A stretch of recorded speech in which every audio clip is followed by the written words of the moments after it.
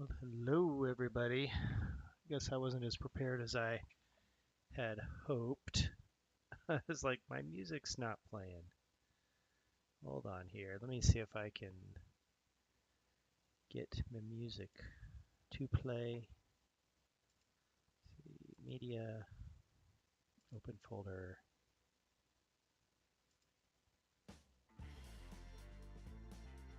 There we go.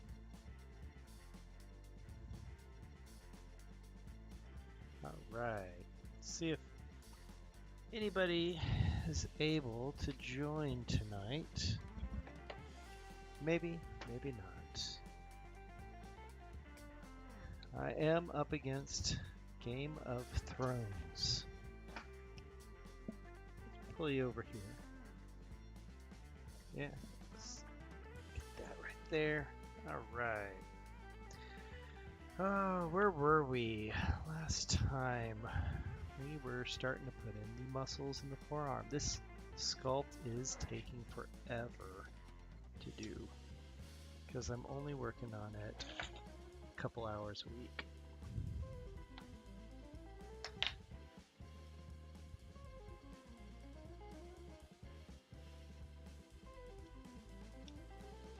There we go.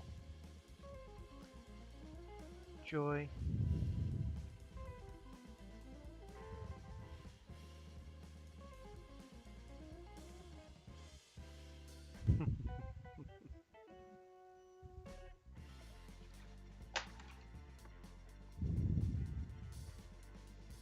And apparently I have some new emotes.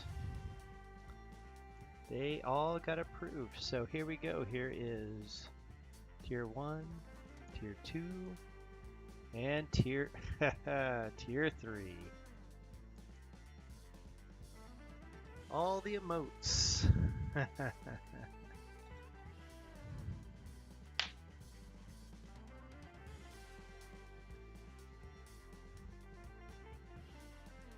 So, back onto the forearm. And please, no in-game. Hey, how's it going? I didn't know if you were gonna join me tonight, Pink Werewolf. Did you see my my emotes?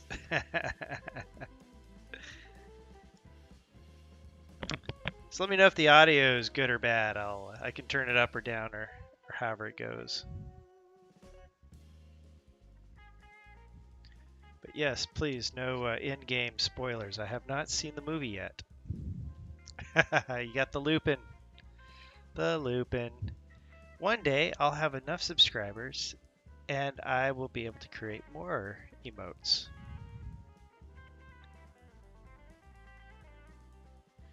Well, I hope you all are having all one of you are having a good weekend. All good, yeah. I went to Six Flags Fiesta, Texas yesterday. It was a surprise. I didn't know I was going, but apparently I went, and apparently I now have a season pass. So I got to ride the new Wonder Woman ride. That was an amazing ride. I also rode Superman. I'm gonna have to say that those two rides. I mean, I think I really felt like Superman on the Superman ride, and I felt like a woman on the Wonder Woman ride because I screamed like a little girl. Because it wasn't until you have to be a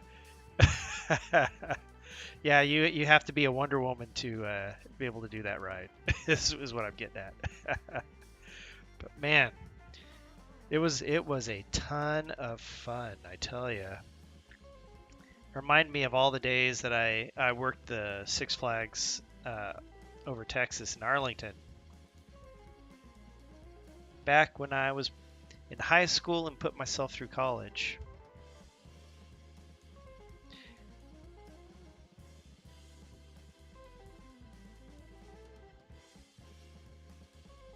Oh, the Joker coaster? Yeah, it got destroyed in the storm. Apparently, they're putting in a new Joker ride that's going to be coming in before too long.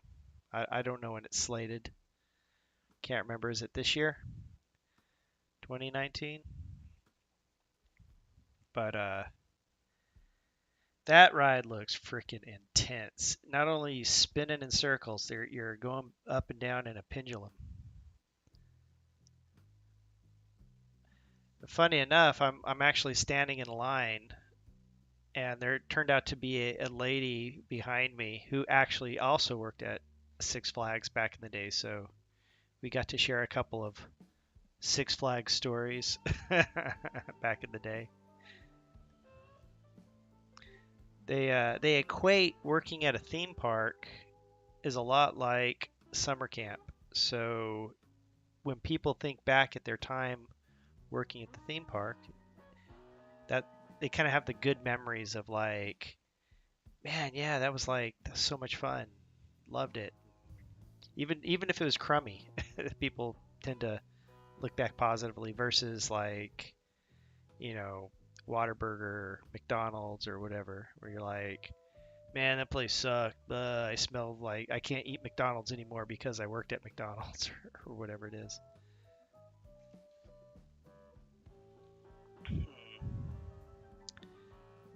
All right. Trying to figure out these muscles here in this forearm. Hmm. It's way more challenging than it appears.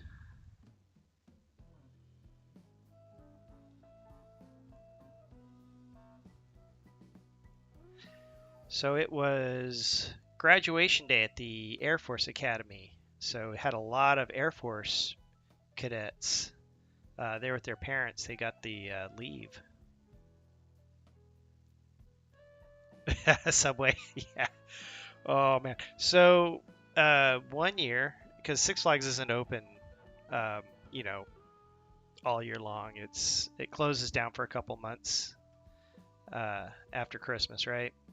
I got a job at Haagen-Dazs ice cream, and it was at the airport. This is pre 9/11, so it wasn't that big of a deal to go through security and work. I can't imagine what it's like now, but yeah, that was fun. But team, I hear there might be a team trip to Six Flags in the future. Who knows? Maybe we can get everybody together and go. But what was I saying? Oh yeah, yeah. So I worked at the airport. I worked at a Haagen-Dazs, and that was interesting. It only lasted a couple months. I only needed it while I didn't have a job while Six Flags was closed. I could still go to school. I had a girlfriend actually get me that job or help. She like, hey, they're hiring, and I went there and got that job.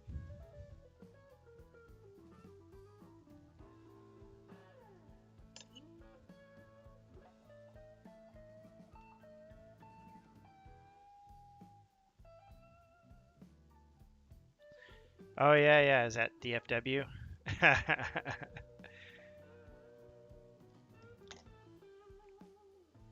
Yeah, yeah. The airport I worked at was the DFW airport. Had employee parking, which wasn't too bad if I remember correctly.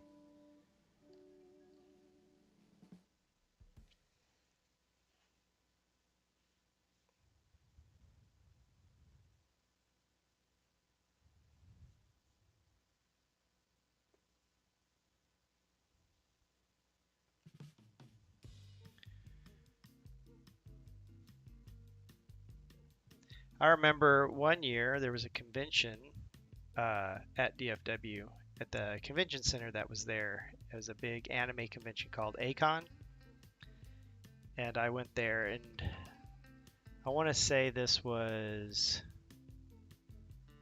I want to say this was post 9/11, So pre 9/11, it wasn't a big deal to like go to an anime convention and have an actual sword because it's piece bound and you tie it and you check it with security and not a big deal. But that year, it was definitely more difficult to go cosplay as your favorite character because of the whole 9/11 and it being at an airport, just or at a hotel in the on the property of an airport.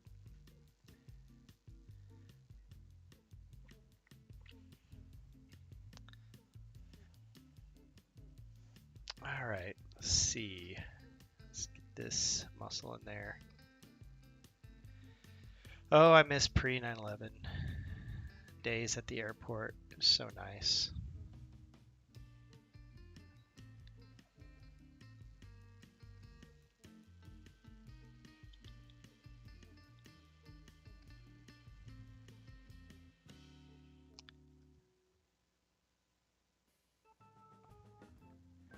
So I decided that Sundays I'm going to start streaming a little bit later in the day and start streaming at 9 o'clock. It's actually kind of nice. I was like doing it first for Game of Thrones because, I mean, come on. It's this or Game of Thrones, you're gonna watch Game of Thrones, right? So actually, if it's this versus anything else, you'd probably watch the anything else. But I don't know. It's kind of nice. It was nice not having to kind of get the kid to bed and then rush in here and start getting everything set up for the stream.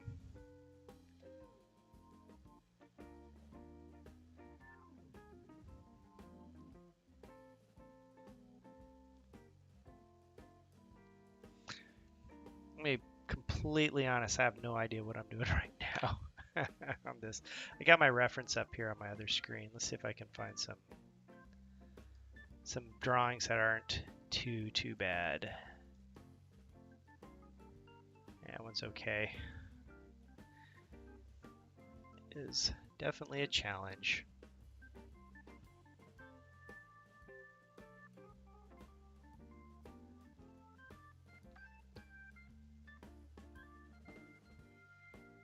This might have been where I left off last time because I hadn't trimmed this clay yet right there.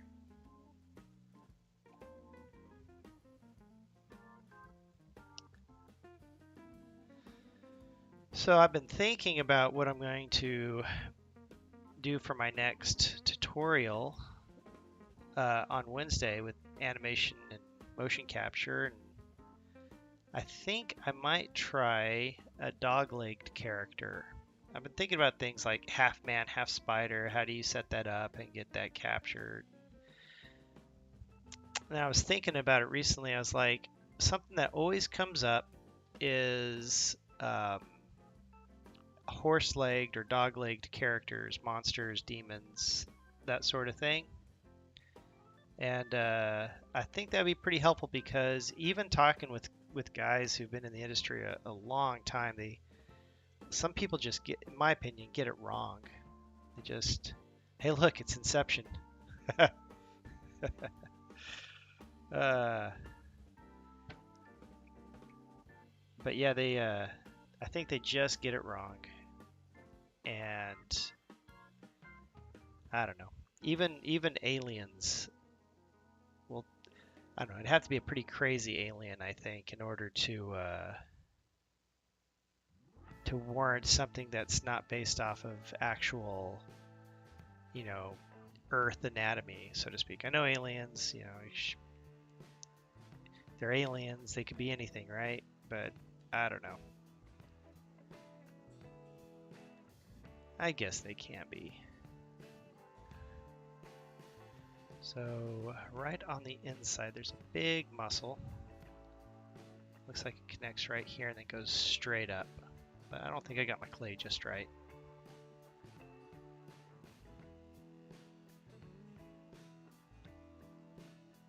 That's closer.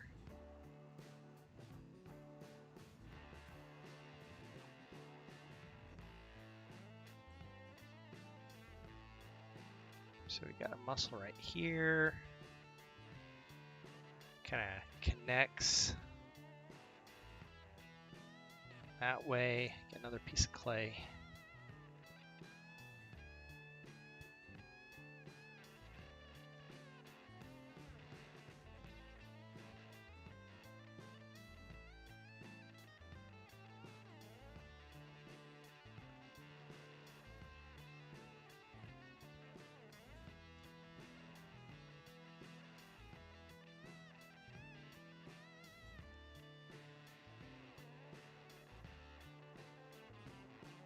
So yeah, I think I might do a dogleg character. Everybody calls it a reverse knee, but it's not actually a reverse knee. It's just that dogs and cats and horses, they actually walk on their toes. Actually, elephants actually walk on their toes as well. And that's part of the reason why elephants are so quiet as they're walking through whatever, the safari out in the plains.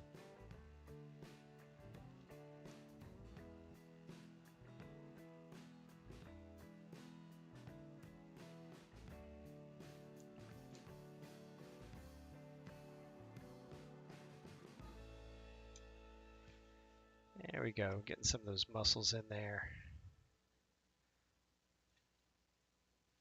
It's not super great. By the way, if this thing goes out of focus, just yell, "Focus!" It's the heel. Oh yeah, yeah. The heel of the elephant is actually up higher. It's got a toe. And it's got all this padding underneath the toe that looks like a trunk. Like that's why the elephant's foot is shaped the way it is. I wonder if I can find elephant foot reference here on Google. Maybe next time. But yeah. And when you do animation and you're capturing that sort of creature that has a dog leg, what you want to do is you want to have the actor up on their toes some way, whether they're up on the toes themselves or you give them some sort of crazy contraption to strap onto their feet to make them go up onto their toes. You kind of want them up on their toes. That's werewolves know. It's why we hate American Werewolf in Paris. Yeah. Let's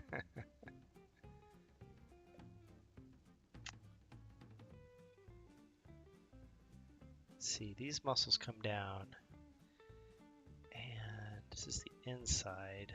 Oh, no, it's the outside. That's kind of attach. There's got to be a muscle that kind of runs up this outside here. Like so.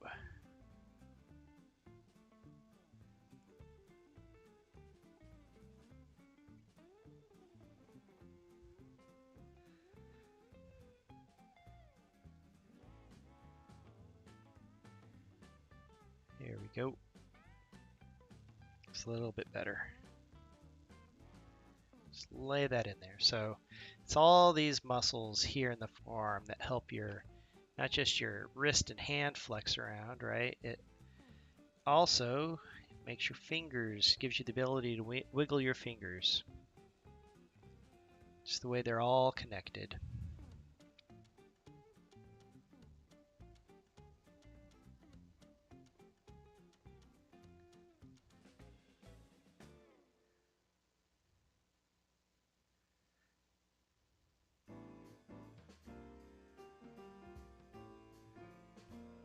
Well, jumping back onto the topic of roller coasters, if you do get a chance to go to Fiesta, Texas, Six Flags Fiesta, Texas, I'm going to highly recommend the Wonder Woman ride. That roller coaster was awesome.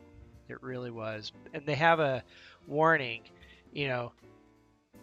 put your things off to the side because if they fall out, they won't retrieve it. And the whole roller coaster is over water. And we're like literally as we're walking out from the ride, go back into the park, I was looking down, there's like iPhones in the water that people have dropped from the rider that's flown out of their pockets. So yeah, that's the thing.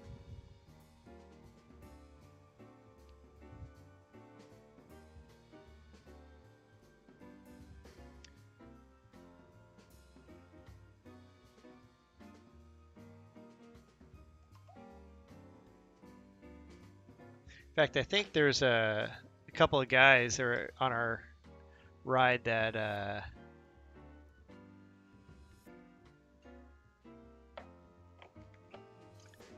I think there's a couple of guys on a ride that must have lost something because man, they were like searching the water for something as we're walking out to the point where we're like we couldn't get past them on this little narrow path that was taking us out.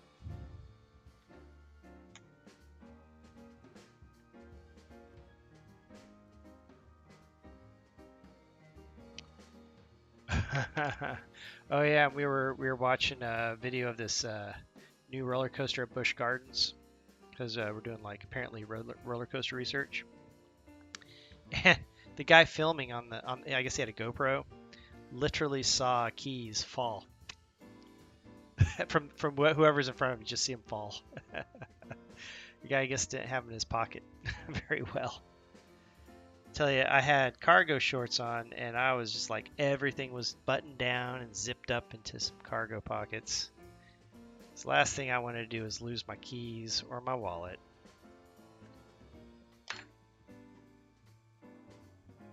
Let's view more like this.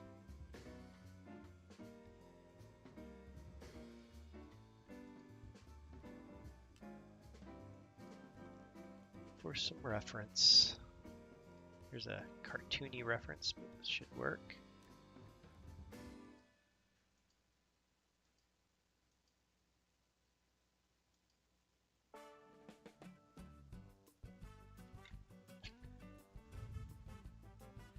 There we go. So I'm trying to figure out how all this stuff connects to the fingers up in the hand. Let's see here. There we go. Let's focus that camera.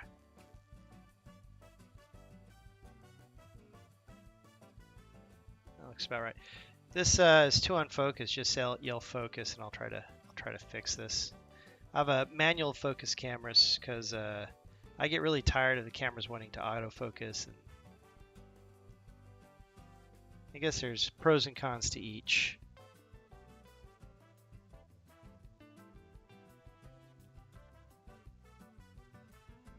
So I guess, yeah, the tendons come up, they hit, I think I got the palm of the hand here in my reference. Need the back of the hand. There we go, that's the back of the hand.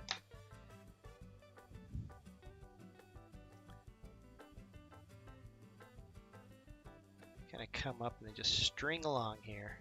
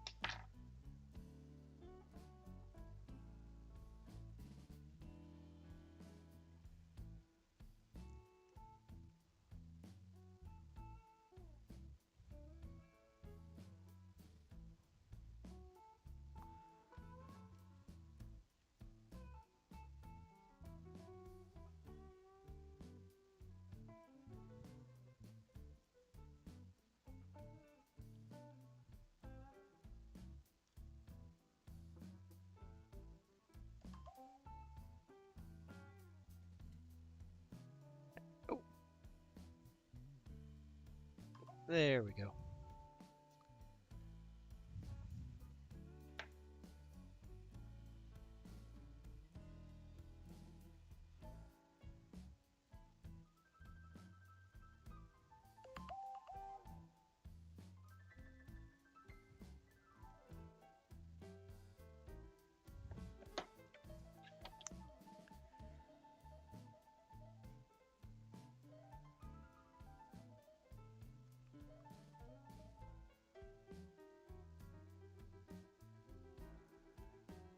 Here we go. So, oh, I know what I can talk about. I watched The Dirt on Netflix this weekend. It's the movie based off of the Motley Crue book, The Dirt, and it was amazing. I have to say that movie was really, really good. Like, really good. I love how they were like very honest too, like, no, this really didn't happen. And then they continue with whatever that is and talk about how they had to cut an individual out of the movie for whatever reason, but that person is really there, you know, part of the whole thing, and it was shot really well.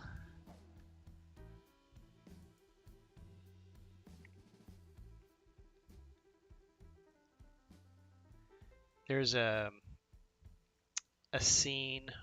I won't spoil anything if people haven't seen it, but there's a scene where they kind of look through the the POV, or I shouldn't say the POV. They go through the daily life, or a day in the life of Tommy Lee, as he kind of like talks about a typical day for him at this in particular point in time, and the way they filmed it was really, really good. I was super impressed. I love how they went back and forth between his point of view and looking at him, and how they locked their shots down.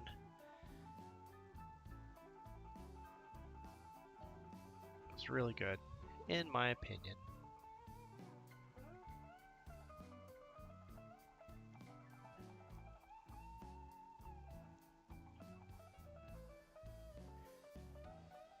Man, I like this kind of bluesy kind of music playing. I wish I could play some Stevie Ray Vaughan or something. I wish I had the license to play some really good music.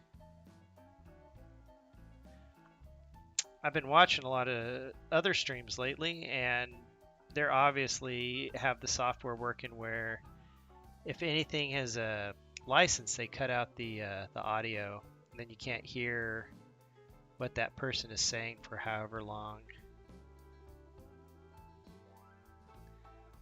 That's always frustrating.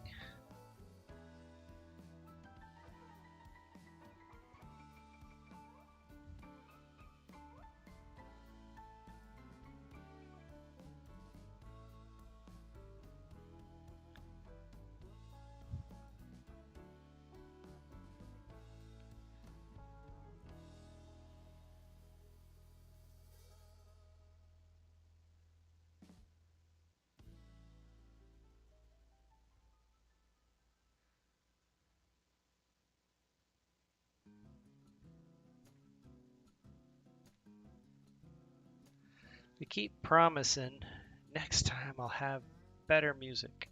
I just can't seem to find the time to actually find that music.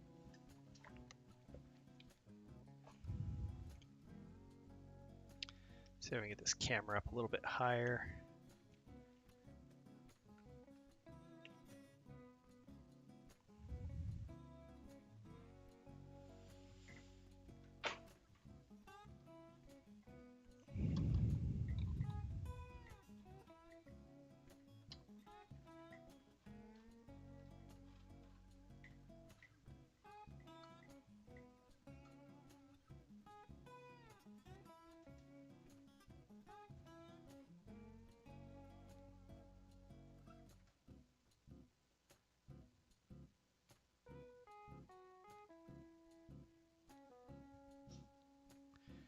So yeah, The Dirt, man, that was, I hadn't thought about Motley Crue in a while, you know, just because.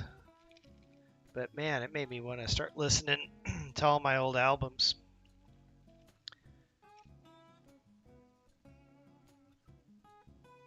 And then I'm like, do I even have those old albums anymore? I think they're on cassette tapes. Thank goodness for YouTube, because then I can just find it on YouTube, watch their old music videos. So I watched the music video "Kickstart My Heart," which is one of my favorite songs from Motley Crue. And that video, I kid you not, I watched it right after I watched The Dirt. I watched that video, and that video felt like the movie, if that tells you anything. Or I guess I should say that the movie felt like the music video.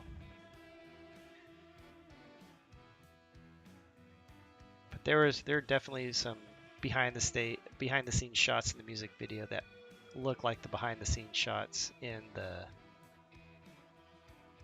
the movie. Apparently, uh,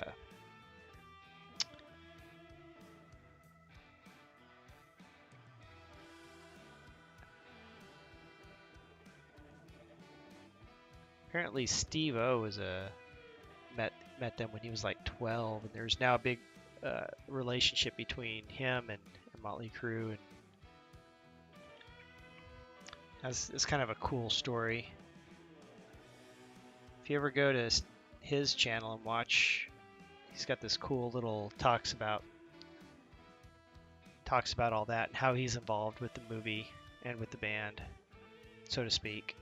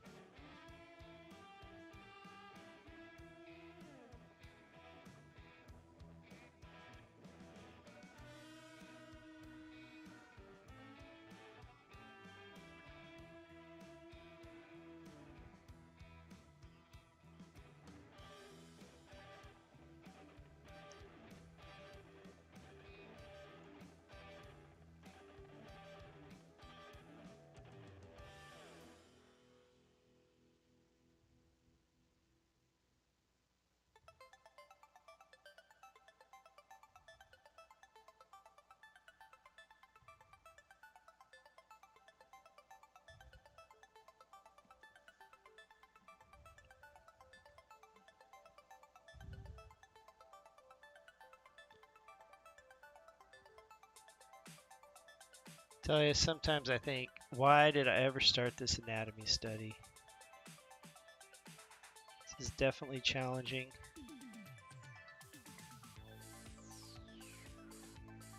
But I gotta see it through to the end.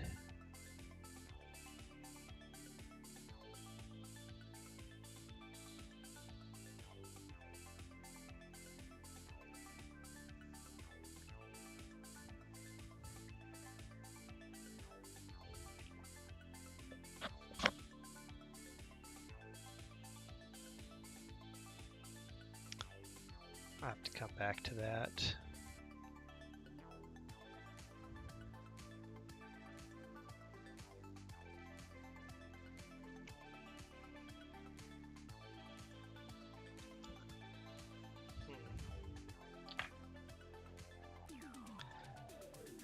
Oh, let's go through some of this reference.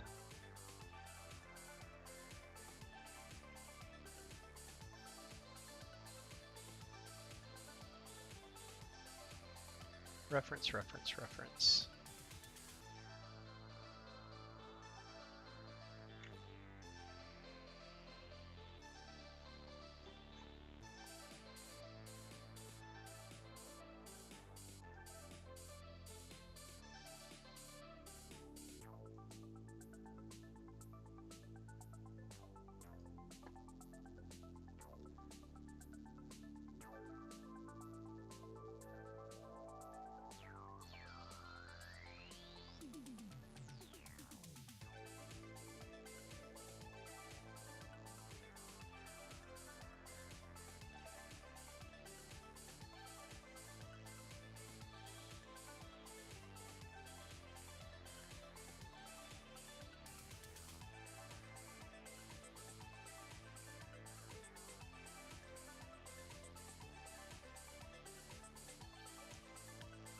Wish this picture was bigger. This looks pretty good to work from. Oh yeah, you like the sketches? Same old sketches that play every week.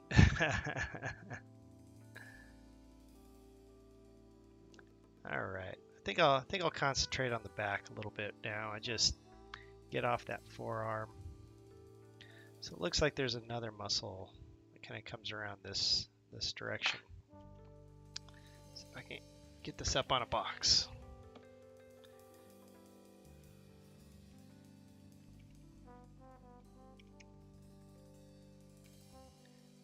And focus.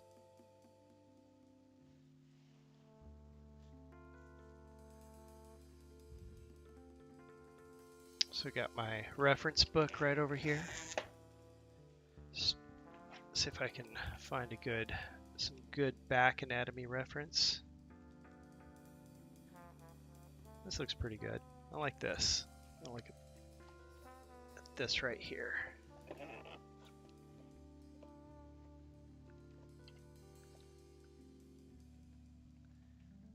There we go.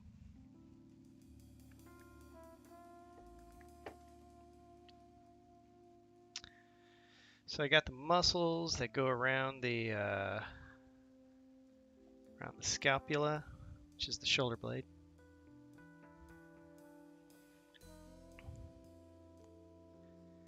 Another set of muscles that kind of come down like so.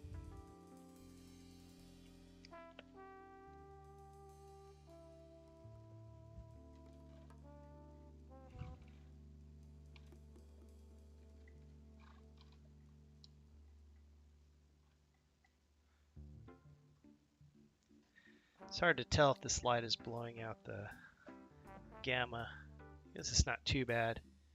Just kind of looks like it on my screen over here. There we go.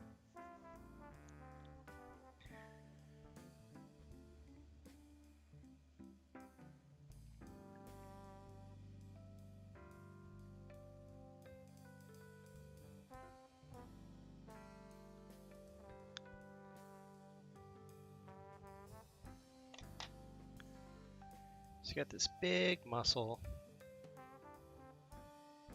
a couple of muscles. Looks like you have one that kind of connects this portion of the lower back to right here.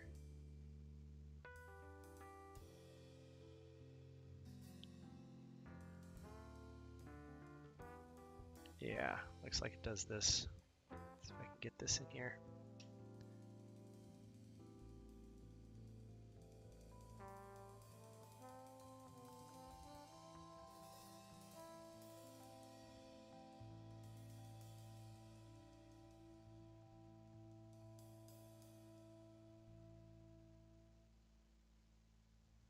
Yeah, it's about like that.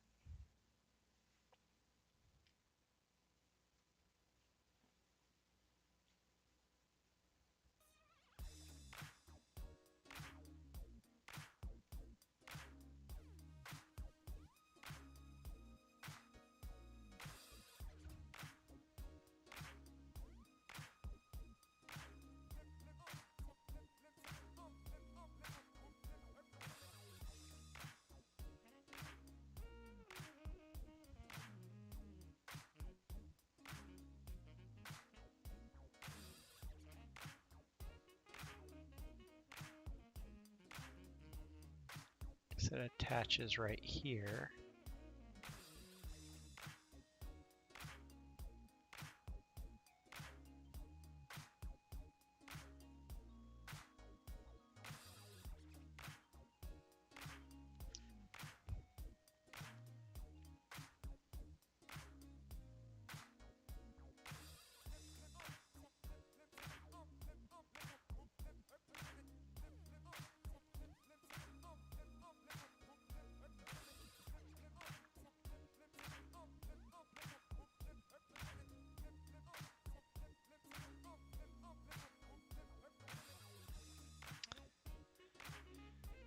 Oh, there we go. Then you have this other big muscle that kind of wraps around. If I can get enough clay here to do this.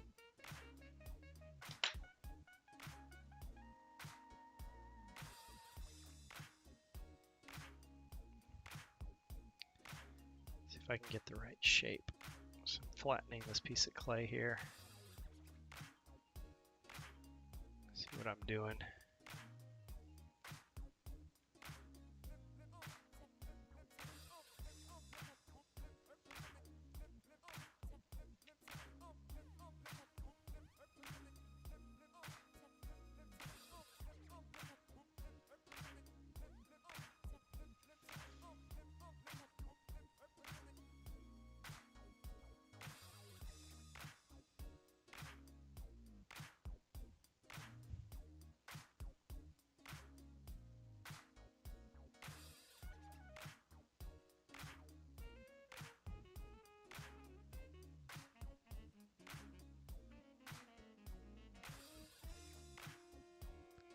It's kind of interesting how these muscles connect and work together, I think.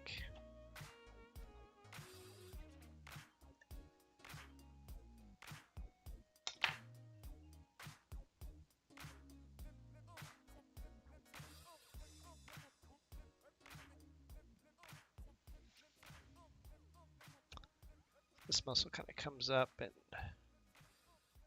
wraps around as part of your lat.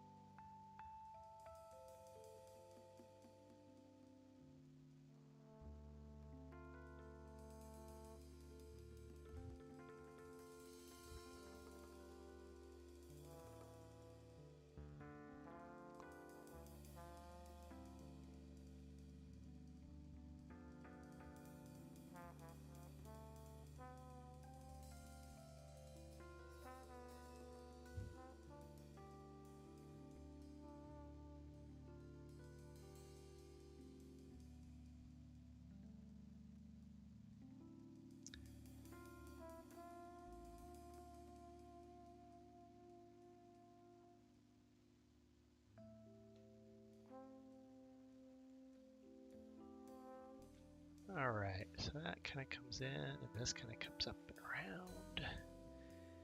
Almost like it attaches right here-ish. I'm sure somebody who knows anatomy better than me can school me on this.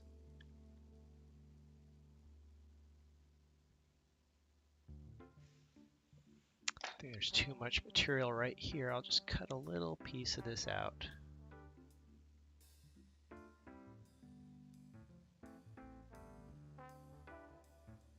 Just like that.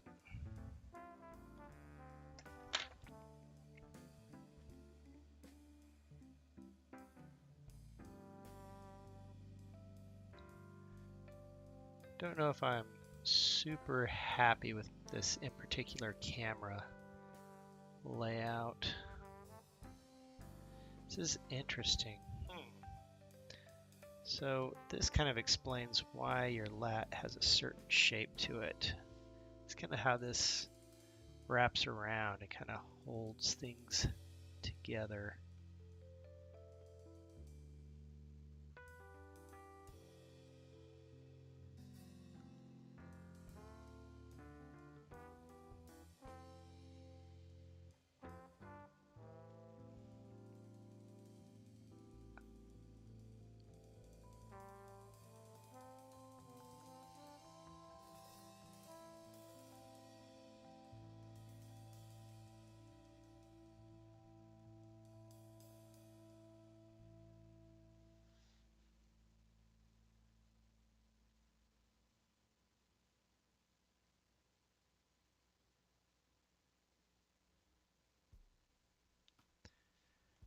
There we go.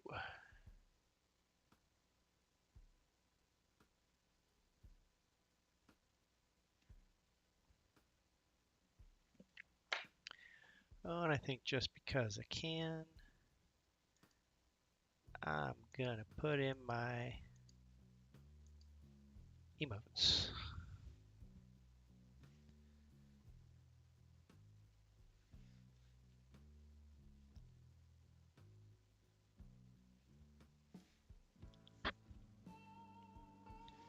Oh yeah, it's not too bad. I like that. It's getting there. It's getting there.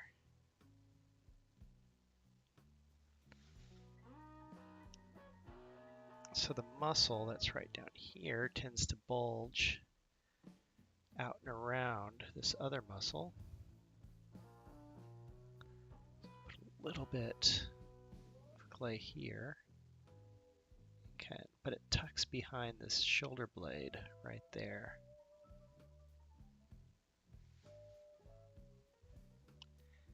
It kind of comes up like so.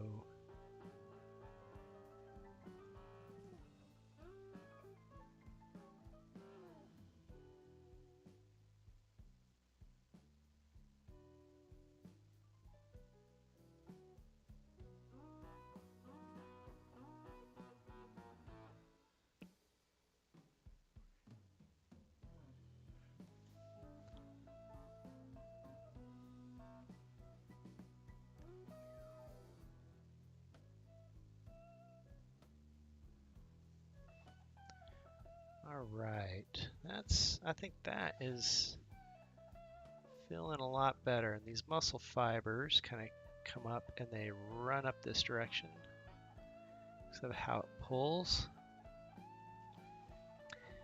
Then you have these muscle fibers that actually kind of come down like this because these are kind of like going in slightly different directions. And these kind of come up here that are tucked in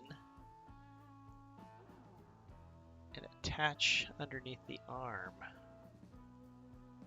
Yeah, kind of like that.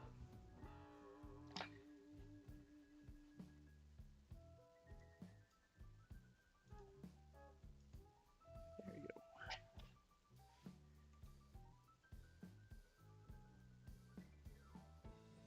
Yeah, kind of like that. Kind of like that.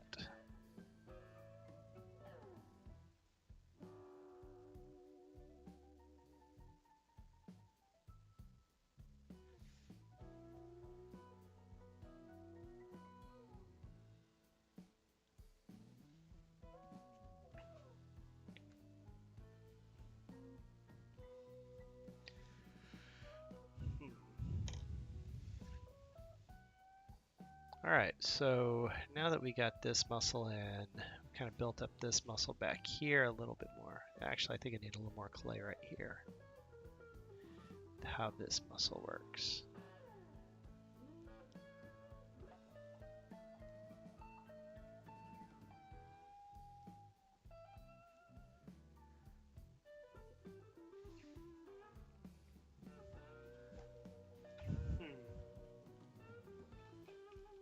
If I can get something to set this on.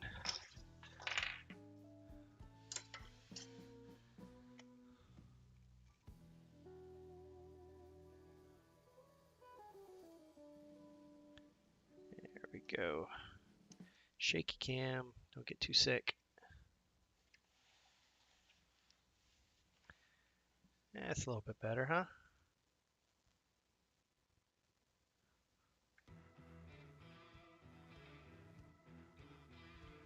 Is that focused?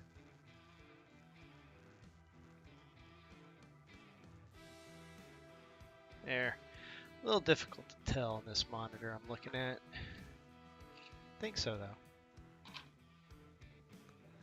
Just light. One of these lights is too bright. I think it was that one. Yeah.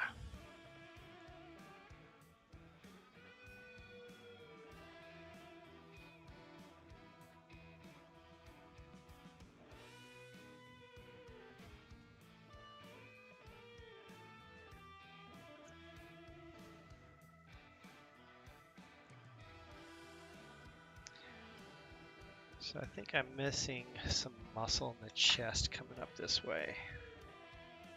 I think I need a little more mass.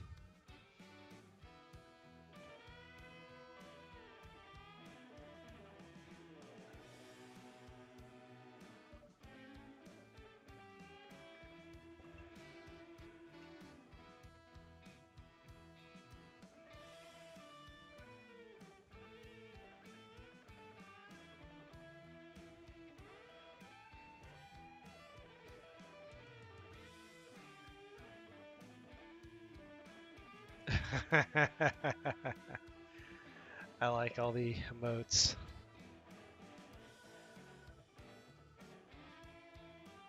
Mr. Kitty says, hi.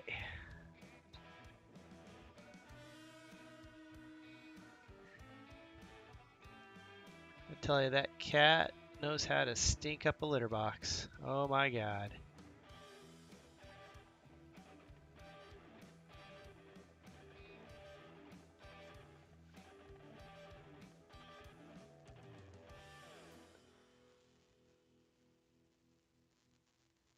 Is that in focus for you all? I'm trying this new camera angle out, see if it works better.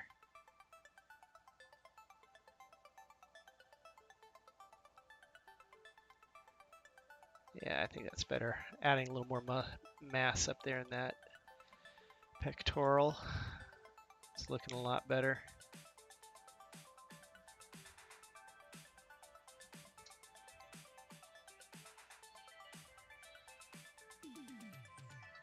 Hey, Mr. Kitty.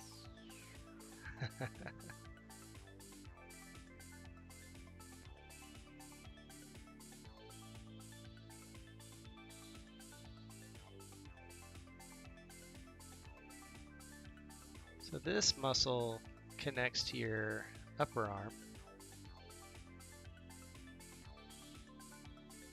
All cats stink up the litter box. Yes, they do. Some more than others. Just saying.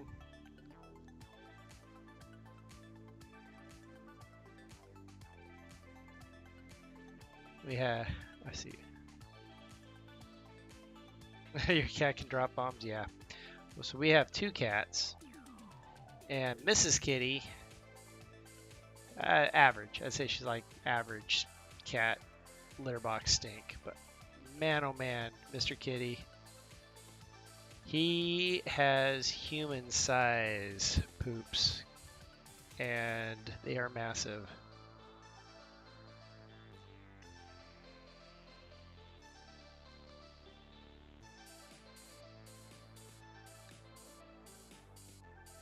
But you know what? I'm just gonna say this. I'm happy they go in the litter box and not on the floor.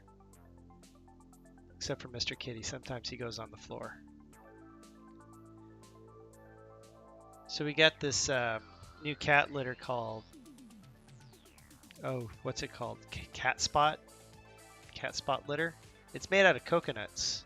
It's all biodegradable. You can actually flush it down your toilet. So if you want to, you don't want to go all the way, you know, bag it up. You can literally scoop everything up, put it in the toilet and flush it. It's all coconut, biodegrades. It's not harmful. You can also take the remainder and use it as fertilizer out in your yard. It doesn't hurt the cats. You don't get that dust up in the air. It's pretty nice. Cat Spot litter. It's a little more pricey than your typical clay litter, but we seem to really like it, and I think it's better for the cats as well. Cat Spot litter. Not a sponsor of this channel, but I will recommend them.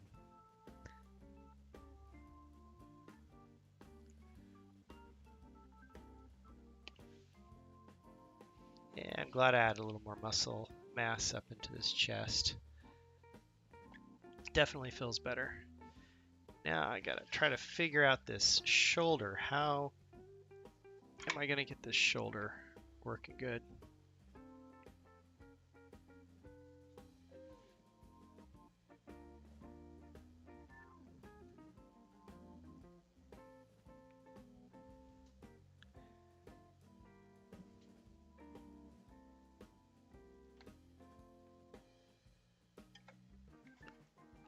I have a feeling I'm gonna knock this camera off. It's gonna go flying.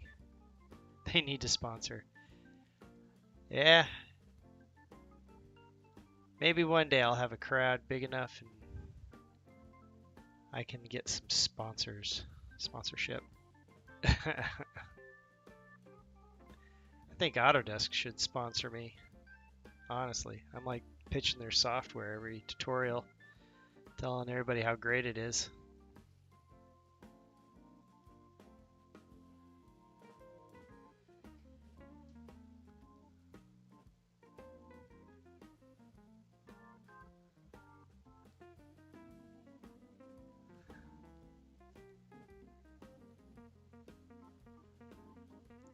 It's a cool cat.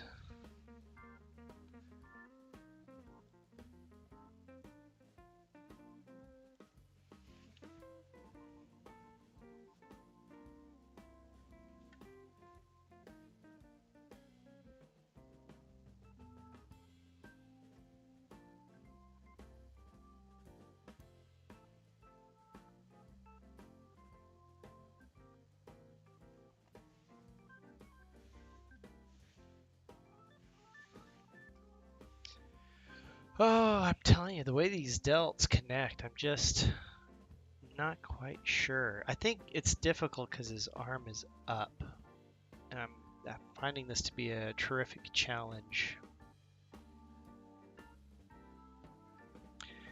Maybe I should put in this other muscle. There's this other muscle that, so this comes up like this. There's another muscle that kind of comes up, and I bet that's what I'm looking for. But I'm looking for that muscle that kind of comes down like this. So this kind of here. So this is an underlying muscle right here. This one lies under some other muscles.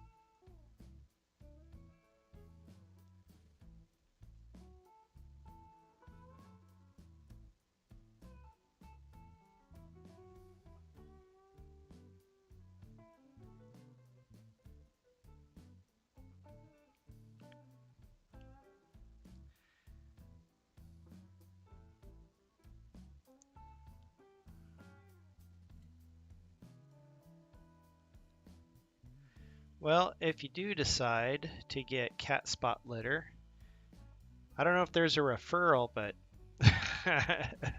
if there is, tell them that I sent you. Maybe they give me like a month free or something like that, or discount.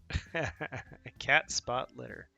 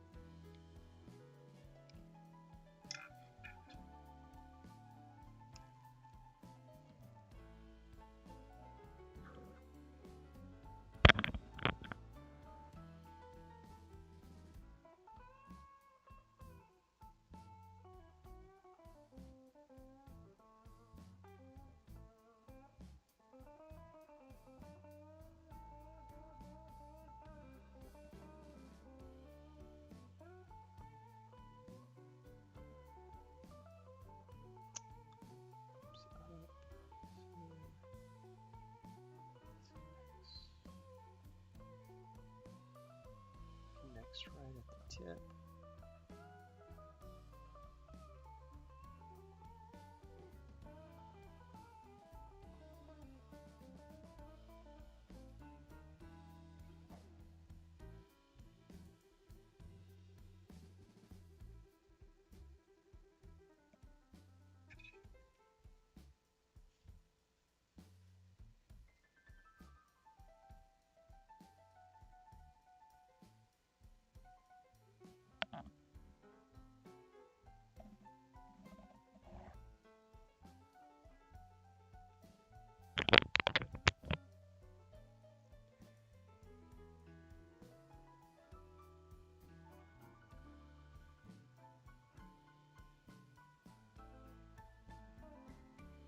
Where do you get cat spot litter? catspotlitter.com.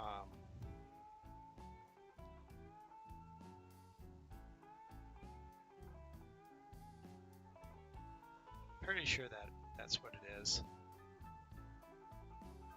Walmart? I don't think they sell it at Walmart. I don't think they sell it in any stores. I think it's all online, and they send it right to your door. I think it's free shipping too. But what's really crazy is it's super light because it's coconut shell, right? Amazon. I don't think I've seen it on Amazon. But I will. If they have it on Amazon, I will find it and I'll make a link for everybody to be able to grab a hold of it.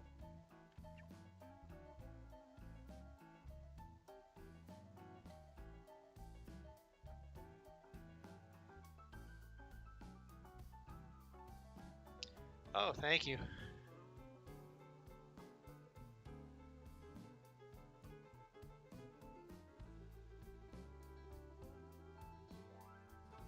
I'm glad you could pop in for a bit. If you watch Game of Thrones, don't say anything. I haven't been watching. I'm saving it. I haven't seen Endgame either. But what I have seen is The Dirt on Netflix, which I was kind of talking about a bit earlier. And The Dirt, man, I'm a Motley Crue fan, and when I saw the trailer for that, I was like super stoked to watch it, and it lived up to my expectations of being a good movie. It really is a good movie.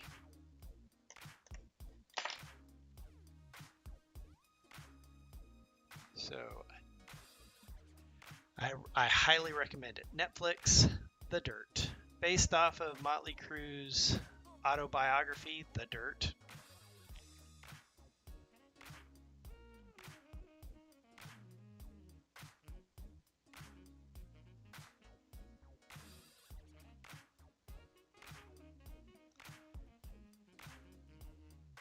My anatomy study is coming along slowly but surely. Here we go. See where we're at here. Not too much has changed since last week. Got a few more muscles in the back.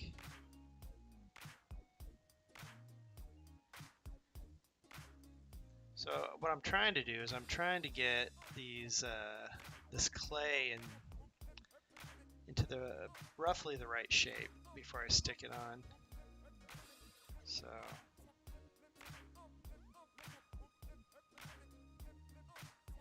like that.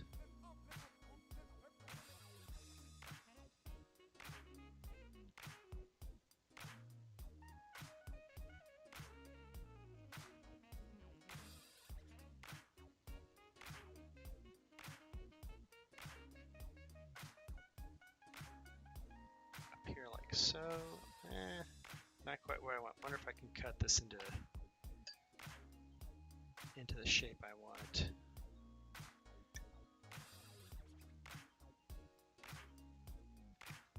Let's try this.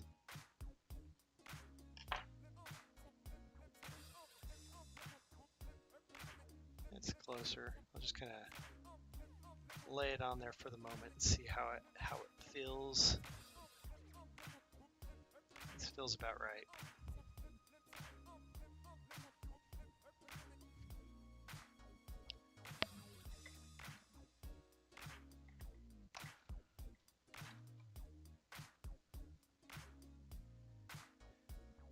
Let's try to get this muscle tucked in here.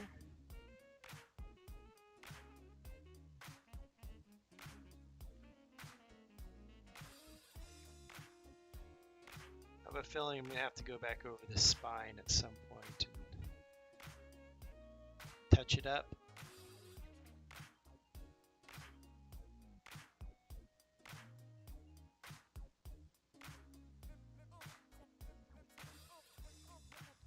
All right, here we go.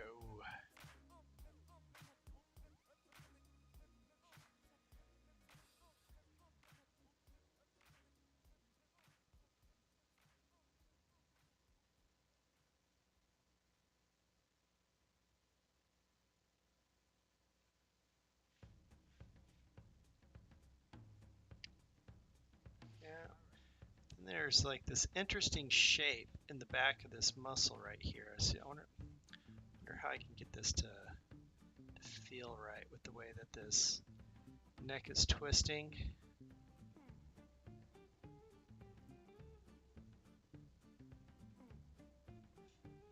Oh, bar's in the way. Feel free to yell at me like, dude, we can't see what's going on. Adjust the camera.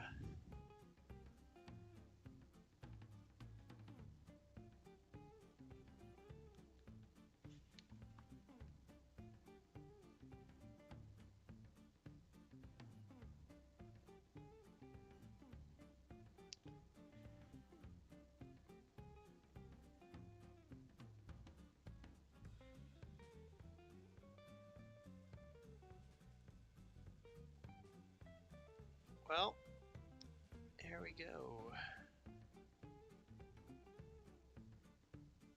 Almost there, almost got that. This connects to the back of the skull. It's amazing how every part of the body's connected to every other part of the body.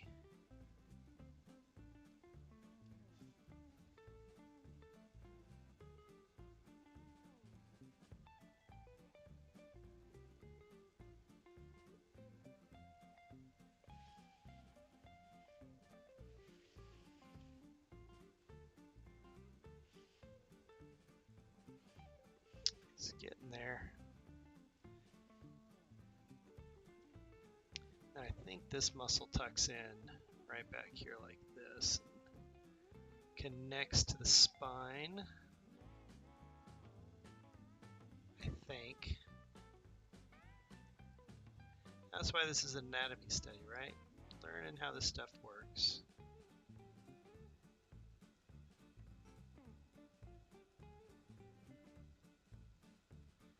I think it's one thing to kind of know the general shapes of things, but another to understand how everything connects and how everything works together.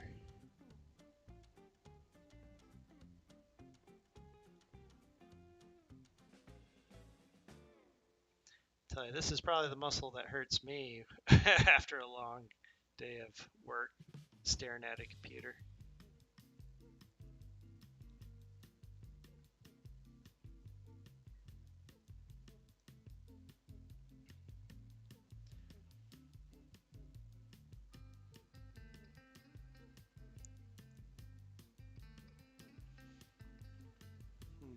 Alright, so this muscle kind of comes up and over, creates the traps, which is that nice muscle right here.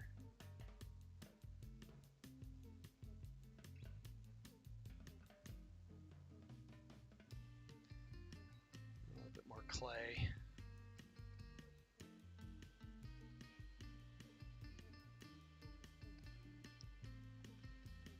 I think I'm actually starting to get excited about my Wednesday stream. I've been thinking about it as I'm working here. I'm going to do a animation tutorial on how to handle a character that has like a horse link or dog link type of a leg. Kind of, a lot of people call it the reverse knee. They got a reverse knee, but it's not really a reverse knee. It's just the proportions and the way that the joints are a little bit different than a human or a typical bipedal character.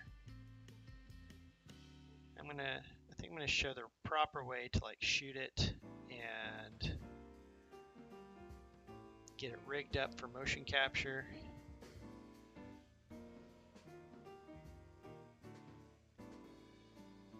I think that's what I'm gonna do. I mean, don't hold me to it, but right now that's what I'm gonna do.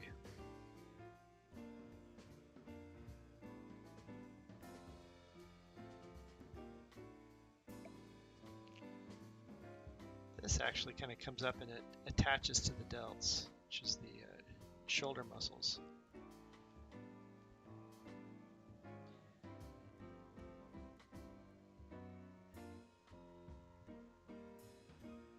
Looks like there's several muscles that attach. If I can lay a couple of these in here, smaller ones. There. Got one that's like right here.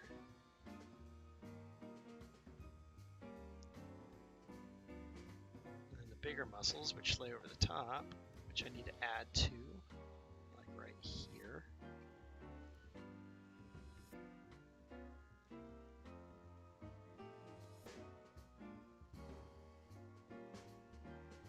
Now it looks like we got some more muscles that come and connect from here to right about there. All right, let's work on those.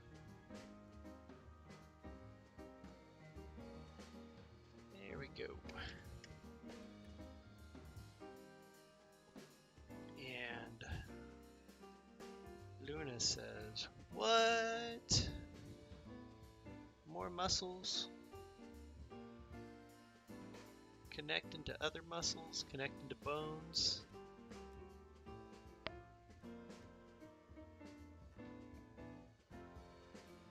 Let's make this a little closer.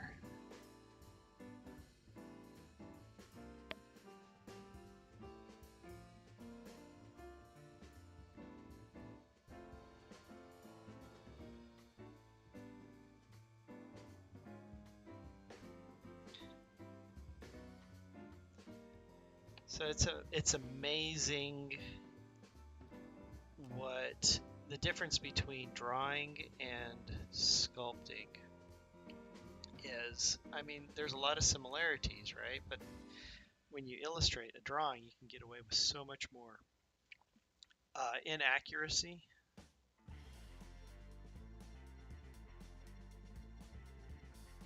I'll give you a story. When I worked at had a contract job at Real Effects. I was working on a movie called Everyone's Hero. That movie is actually directed by Christopher Reeves at first, before he passed away, and it was in limbo for a while and got picked up. That's another story. So one of the key character artists that was working there at the time had to do a character. And he worked at Disney, talented, super talented guy, and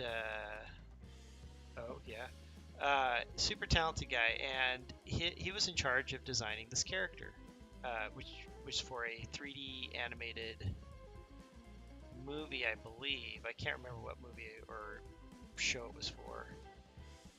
So he did, and they looked at it and said, we can't animate this, we can't model this, and we can't animate it. It's like, what are you talking about? This is like totally animatable, because he's thinking in the traditional 2D world of characters. He wasn't thinking about 3D. And they said, here, I'll tell you what, here's some clay, because at Real Effects, they had a group that would actually get together and they would sculpt every once a week, like every Wednesday or something.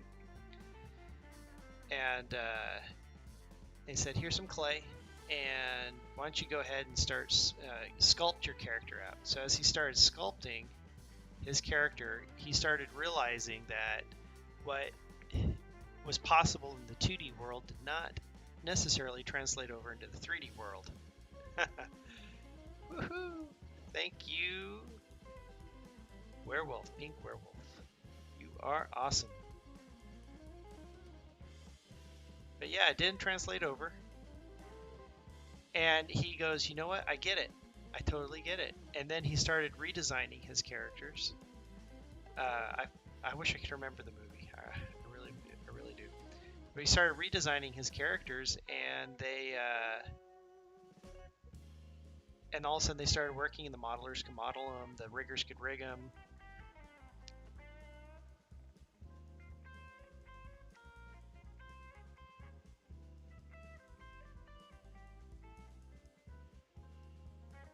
Would I say it's necessary for animators to be able to sculpt? Because I really can't do that.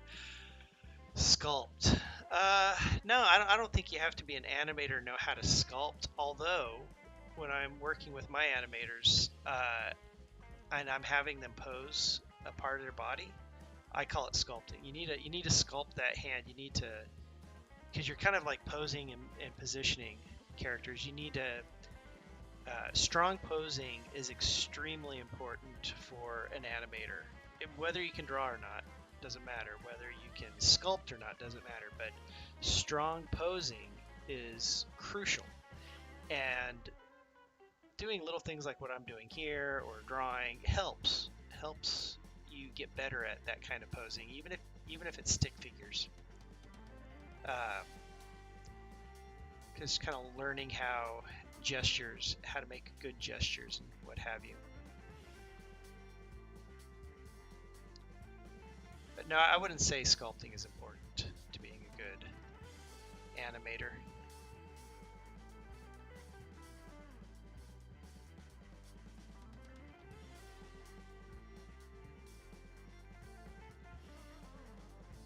All right.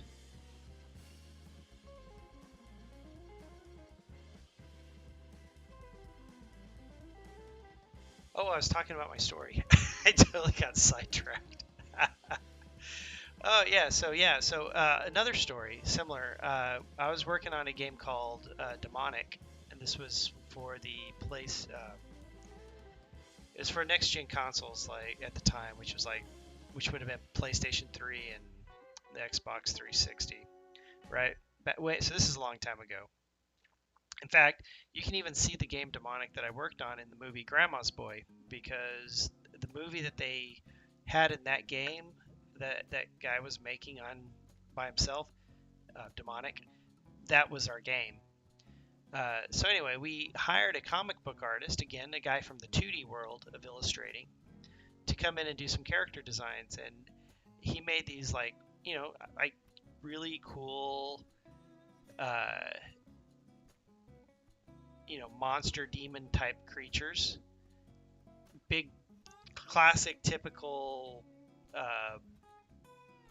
comic book with big huge bodies and itty bitty tiny heads and so on and so forth. And he made this demon that had horns that kind of came out to here on the head, but the head was like this big on this huge massive body.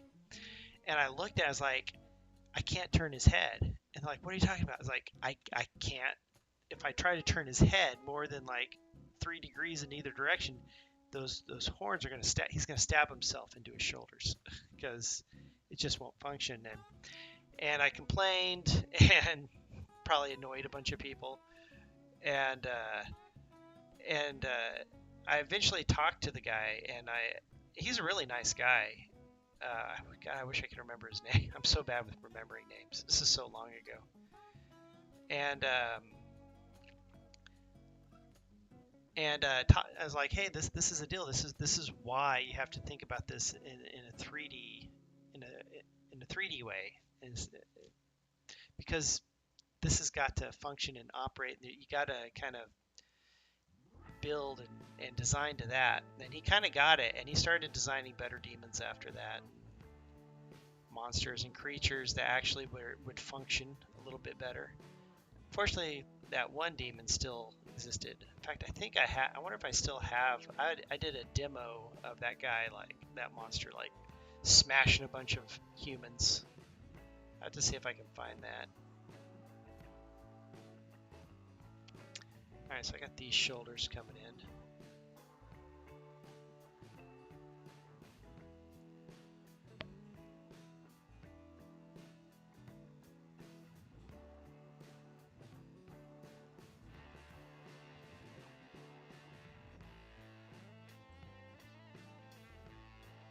Yes. Oh yeah, so Everyone's Hero. Not a very popular movie. It was one of those, probably could have been better if it kept the same director and didn't go on, the movie didn't get paused for so long and everything. If it didn't have the number of problems that it had. I think Real Effects did a great job. So here's a story. So that was the first movie I ever worked on. And I went to the theaters to go see it, and I got a credit in the movie. And so my parents my parents went to go see it on their own, and they waited for my name to scroll up on the thing. Of course, they had to wait forever because I'm not nowhere near the top of the credit list. I'm like way down at the bottom somewhere. And when my name came up, I saw. I was like, "Oh, look, there's my name." It's like going up with everybody else's names. But to my parents, they were like, "Your name was this big on the screen. It was huge." I'm like, "Oh, okay." It's just funny perspective. I mean, they're probably right. I mean, I bet if I walked up, my name was probably actually this big on this huge screen, but it looked like it was about that big next to everybody else's name.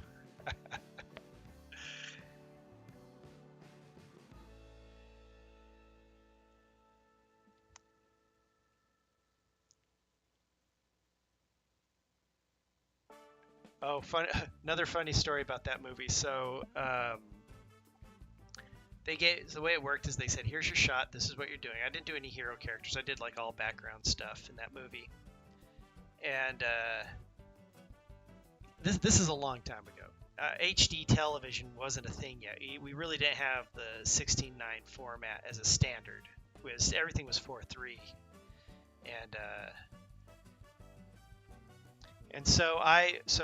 but movies, movies are still 16:9. So I'm doing the movie, and they gave me a shot, and they had these two characters over on this one side, and the main characters were going to be over here somewhere in the shot, and I was just supposed to animate these little background characters over here. Well, as the camera panned across, there was another table way off in the back that had no characters. So I quickly took a character, and I didn't know how to put a character in, so I just took a current character, I zipped it back behind the camera, around and off to the other side as soon as he left frame, and posed him over here, kind of like slowly bending down to take care of a table, like he was a waiter. And when the camera got to him, he was there doing his thing. So that was cool. And that was my little thing that I snuck into the movie, my own personal little Easter egg. And then, and then it hit television.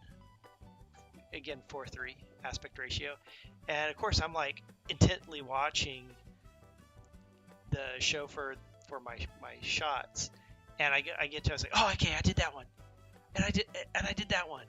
Okay, wait, and I did that one, and then I was looking for that last one. I was like, where's my shot? Where is it? And then what I realized, even though I did a couple sitting on a table here and a guy way off over here, the 4:3 format cut those characters completely out of the edit.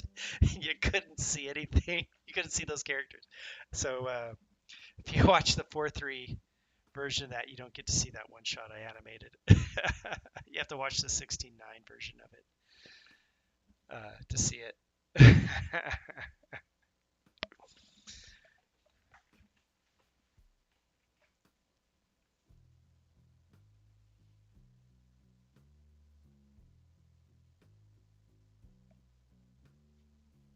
All right.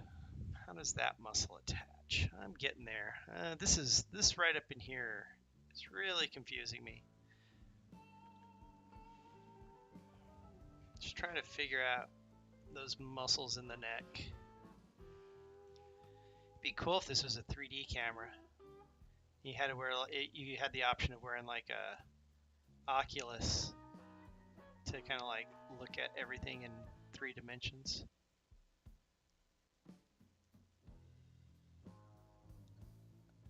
I see what I see, right? And everything is 3-dimensional to me, but then I look up at the screen and I'm like, it's not nearly 3-dimensional for you all.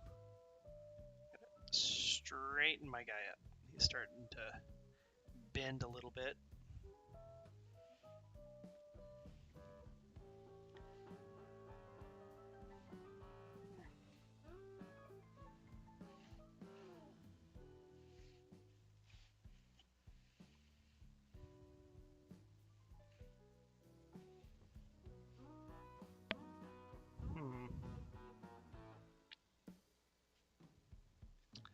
So this comes down. This has this interesting shape right here.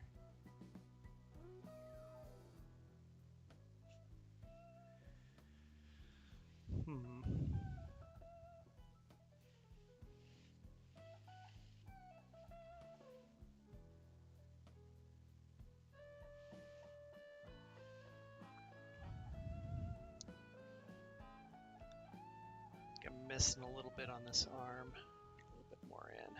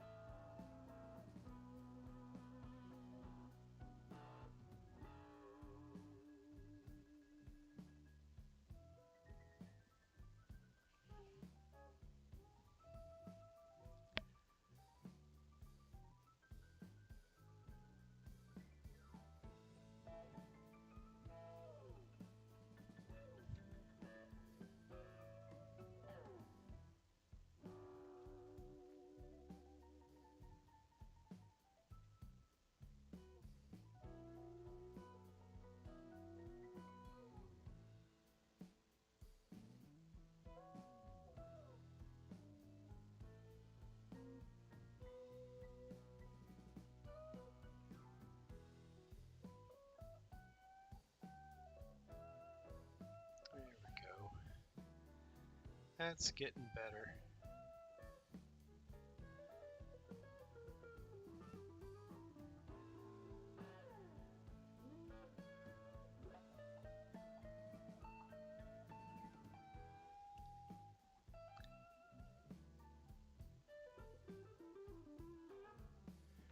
Ooh, it is getting hot in my office. I'm going to turn on that fan real fast. Hold on. Just give me a sec.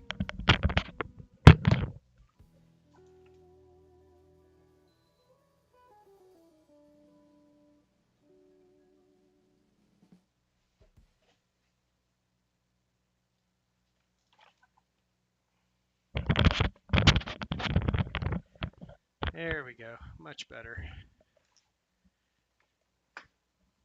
It's like half the time I start off kind of cold, and then everything kind of heats up with all these lights, and I'm just like, oh man, it's hot. It's definitely hot in here.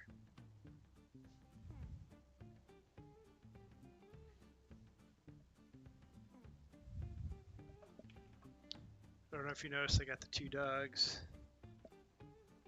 down there wanting to sleep. Where are the doggies? There they are. Say hello, puppies. Go back to sleep. Oh, dogs. I bet that was blurry. I didn't focus the camera.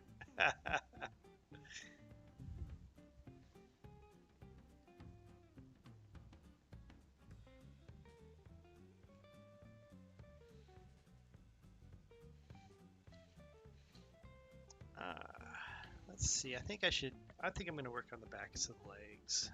That's what I'm going to do. I'm going to work on the back of the legs a little bit. Let me jump over here. I'm going to jump all over the place.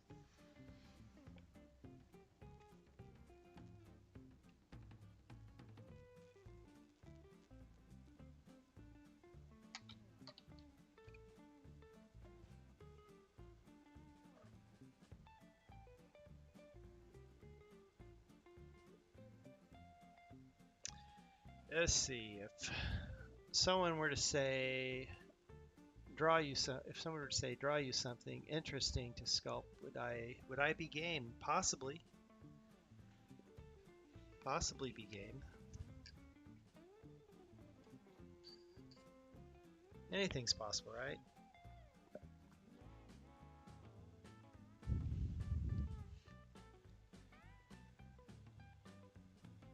Maybe that can be a competition, huh? They're like, all right, everybody submit your idea, and then I'll pick the winner and sculpt. That might be kind of cool.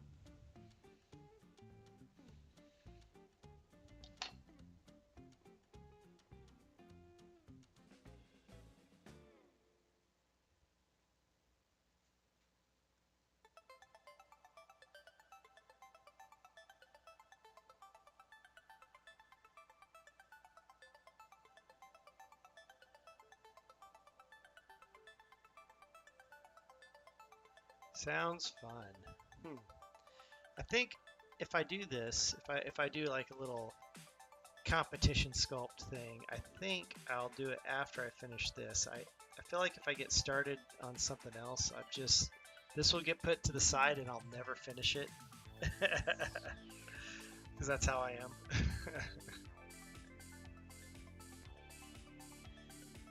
Sculpting, I've learned patience. Sculpting has helped me learn patience. With illustrating, I got to the point where I was so fast at illustrating in my life that I would have to finish whatever I was doing like that night within like whatever, a few hours or however long I gave myself to draw.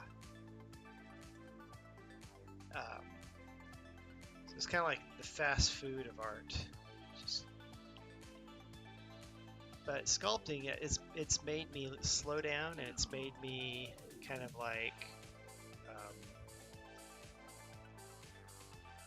come back to, put down the project and come back to it at some point.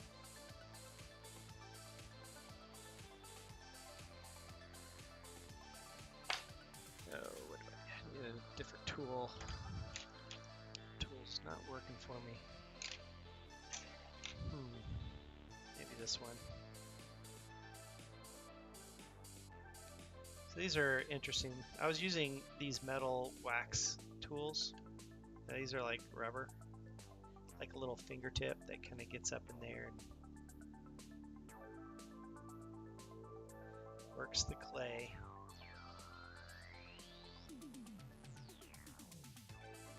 I think I need more clay on the back of that leg.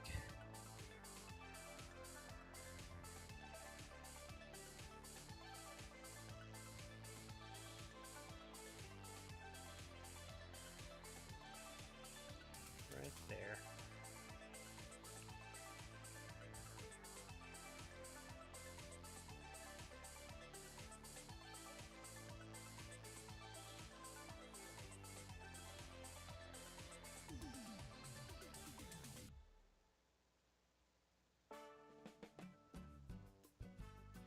Well, I know the next sculpt, I was thinking something ballerina-esque, because ballerinas can do these like really dynamic poses. And I just finished a Celtic sculpture. If I have a picture of that somewhere, I can probably throw up there on the screen. Of course, it opens it up on my other monitor. There we go. Before I pull stuff over onto the screen.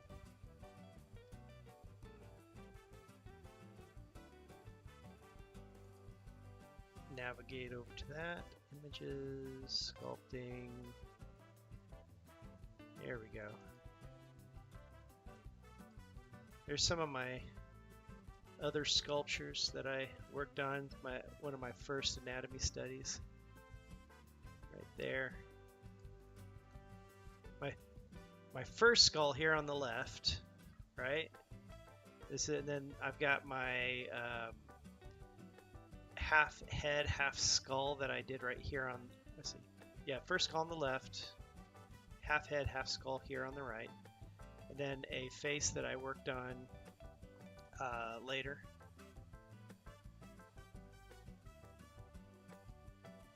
And then I painted it and kind of gave it this, I don't know if the color doesn't come through as well in the photograph. It's a copper that I patinaed as like maybe it was sitting on the bottom of an ocean or something.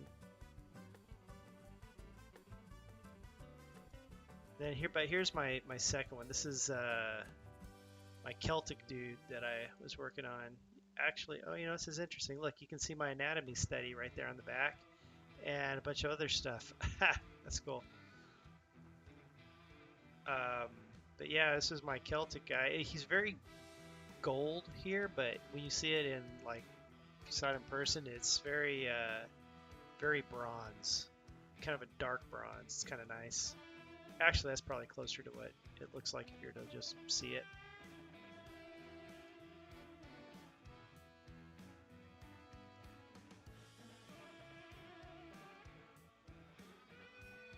So I did this old Celtic dude. Hey, look, it's my anatomy study that I'm working on. Early stages with my first skull that I did. And that first skull, I smushed accidentally. It looks like this. But you can kind of see it down there. It's kind of small. I wonder if I can zoom in on this. Zoom in, zoom in, zoom in. Zoom in, zoom in, zoom in. It's kind of getting blurry now. But yeah, if you can see, it wasn't too bad. It wasn't great. I mean, it wasn't what this guy is right here. This is definitely a better sculpt. But it's the one where I had to like start over again. Because I messed up. I made some mistakes.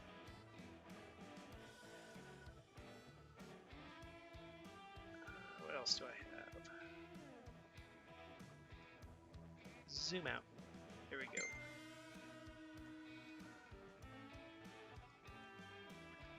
That's it. That's the last one. Yeah, I went from like this crummy looking skull here on the left to what I'm currently working on. Yeah. I'll just put that away. And I'll move that off to the side. So there we go.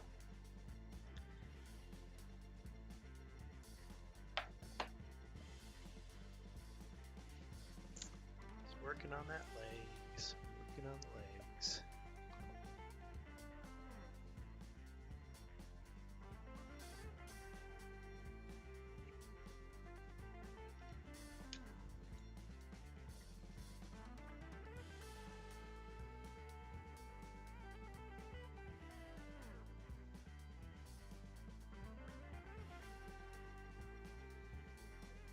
Almost feels like these calf muscles actually tuck into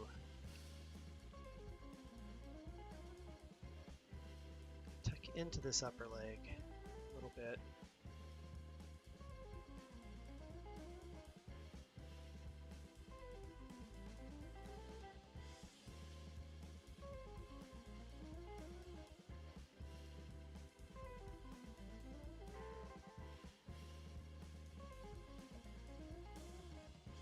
Right.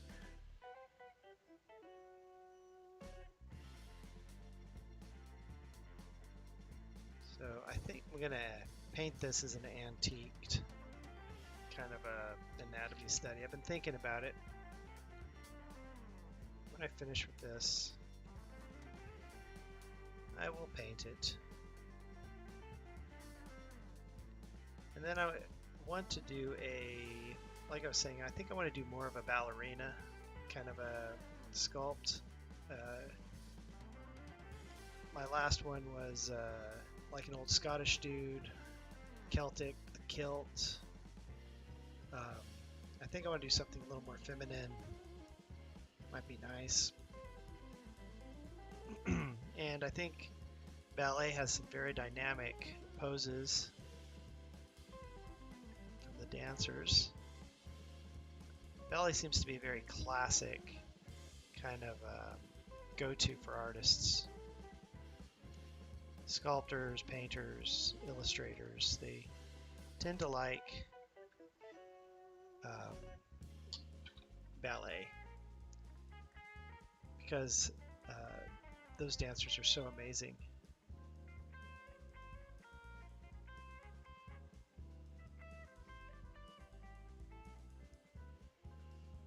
It's out of focus. It's in focus. Out of focus. In focus. Focus.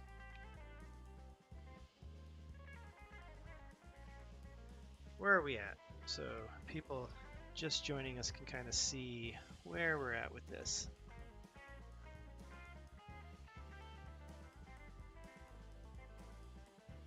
Tonight I've been working on the forearm.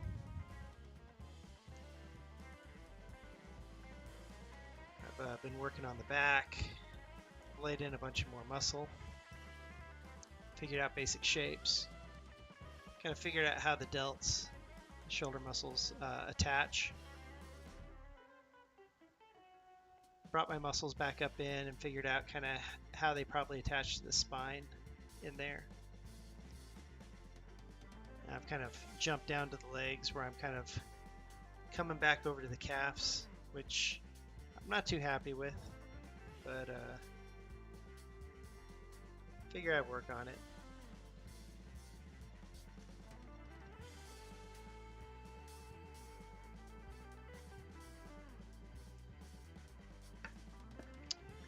Oh, thank you.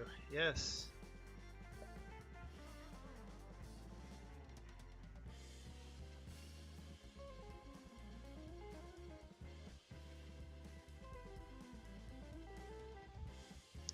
Yes, this is not the coolest part of the sculpt, this leg. It's actually quite challenging.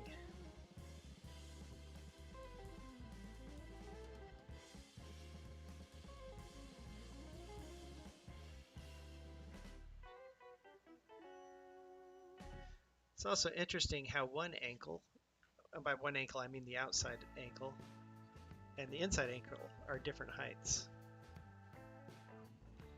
Yeah, right? I wish my calves were this great.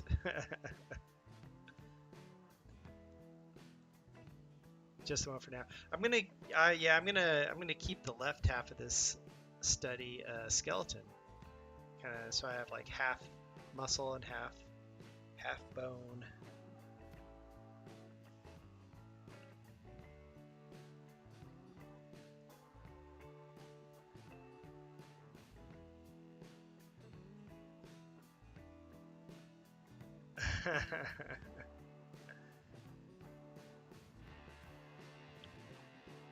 But I think I'm gonna have to, if I want to finish this thing like this year, I'm gonna have to like work on this even when I'm not able to stream.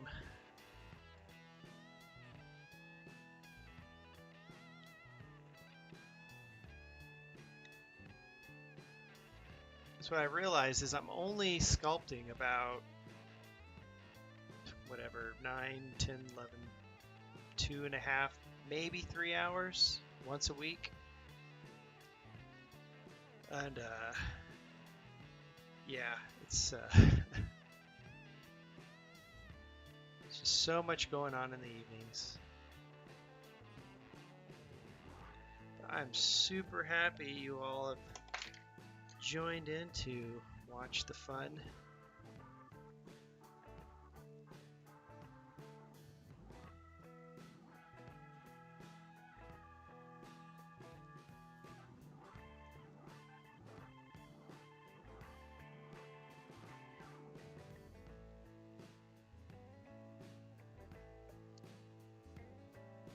So the Achilles tendon, that's what this is. The Achilles tendon, named after Achilles, because it was the arrow in the heel that done him in. Strongest, invincible man except for his heel, the Achilles heel.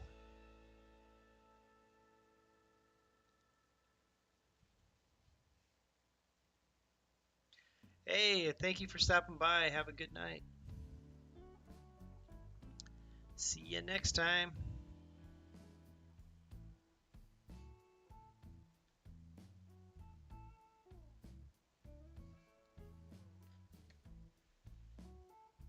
Starting to look better, I think.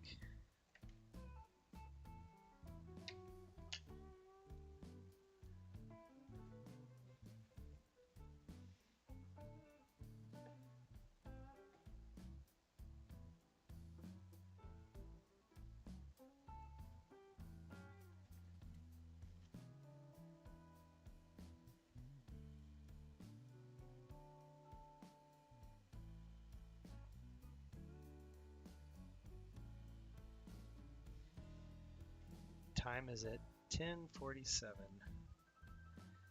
10:47 my time.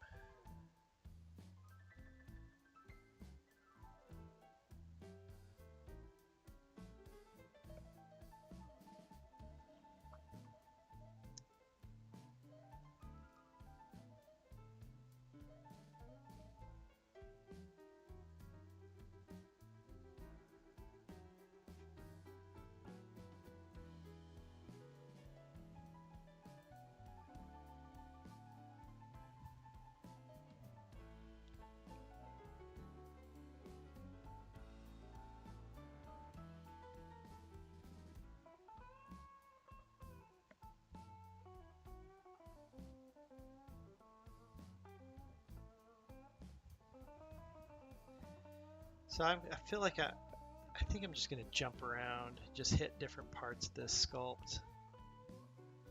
That's kind of how I illustrate. I'll jump around a lot in the drawing. I don't. There are people out there who seem to be able to start in one corner of the page and just work their way across, like they're like a human printer, and they're really super talented. And I don't know how they do these amazing illustrations or portraits or caricatures or whatever it is that they happen to be painting or drawing, and they're just like they're a human printer. They just zzz, right across. Not me. I have to like jump all over the place and do a little bit of this here, do a little bit of that there.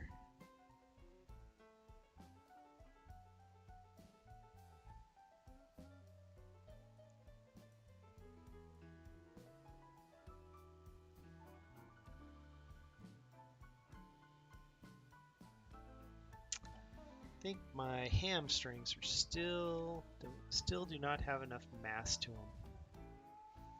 Looking at it from the side, and it's a little skinny right here.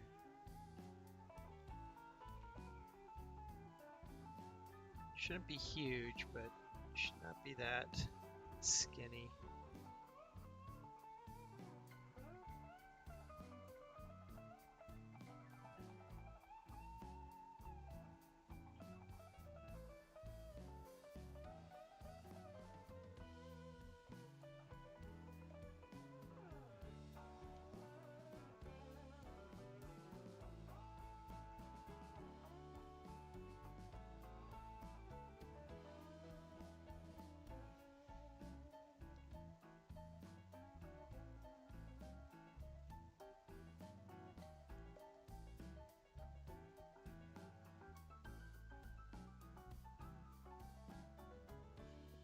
It's feeling a little bit better.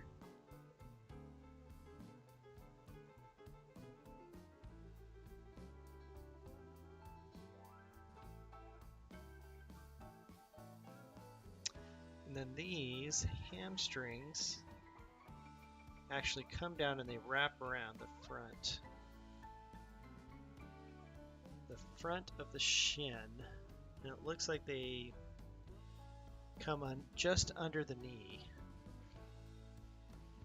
So when they flex, that's what, gets you to kick your leg back. There we go.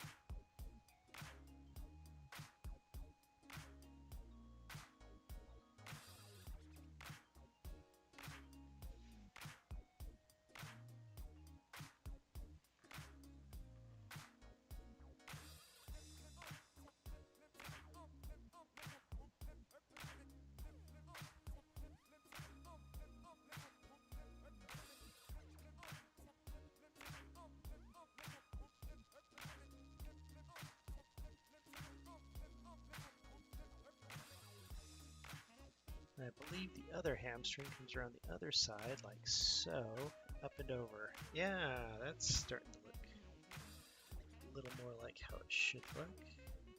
This is a different muscle that tucks back here somewhere. Probably tucks in right here.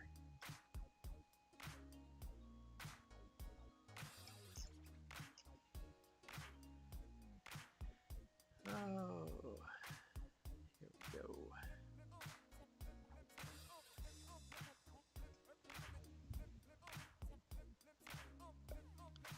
Let's get that other hamstring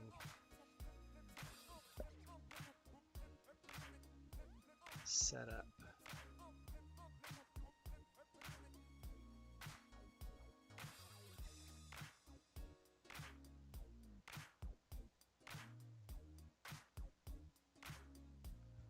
There we go. That seems better. It's making a little more sense now.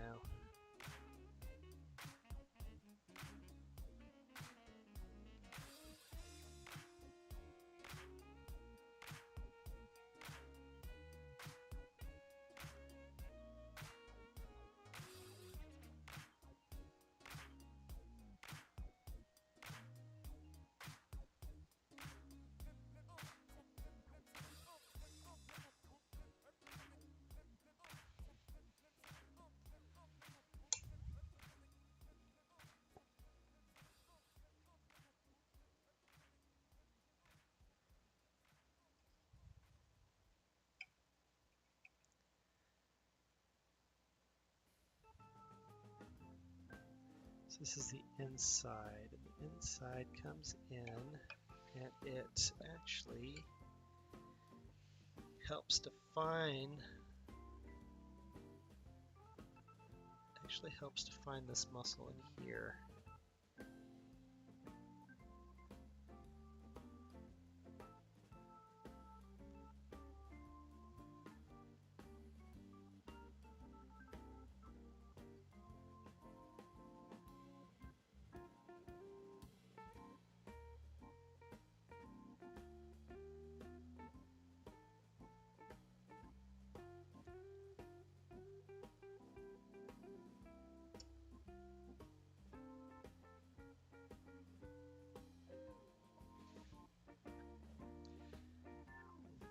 This is definitely like a big puzzle that's slowly coming together.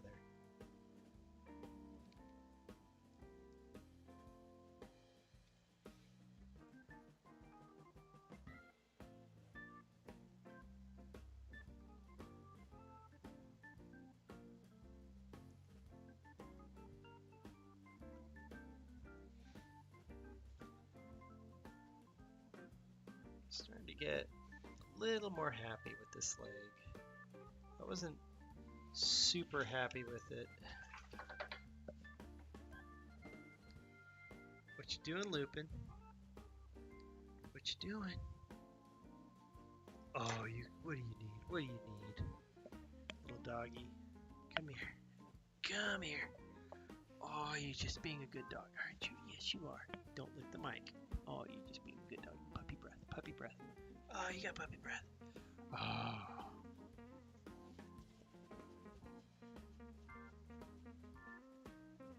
All right, go lay down.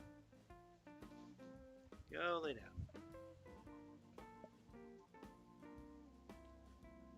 Do you two need to go outside and go potty? Do you two need to go outside and go? All right. It's a potty break. Apparently.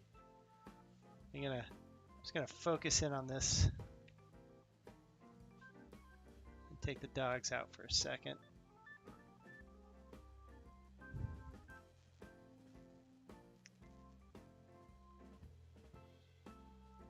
There you go. I'll be right back.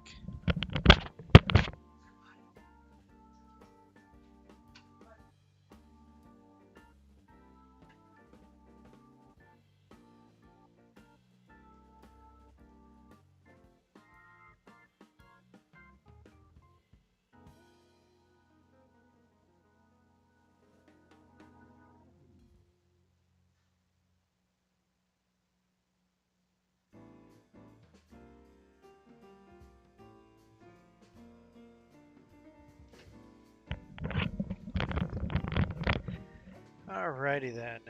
Dogs are outside going to the bathroom.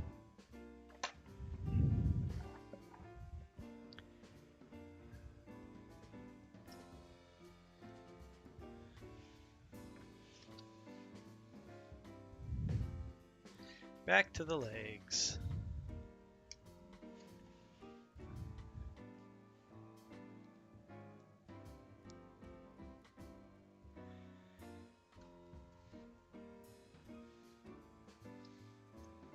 Yep, that's feeling better. Feels closer to what I'm trying to achieve.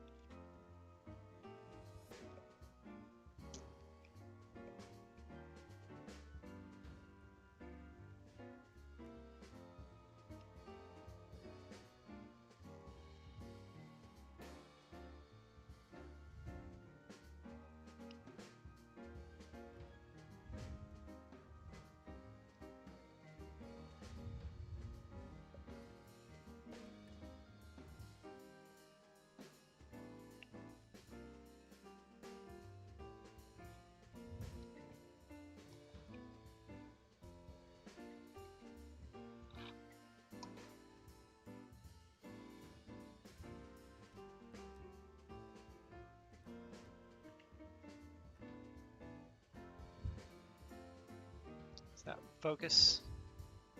Maybe a little bit. Trying to get those hamstrings in there. For those of you just joining, let's see where we at. Anatomy study. Here's tonight working on the forearm a little bit.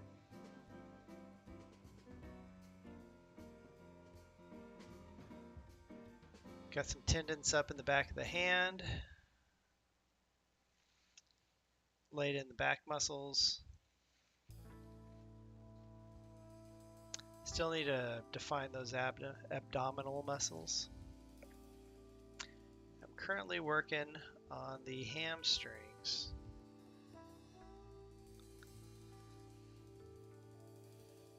Just trying a couple different camera angles here to see what works best.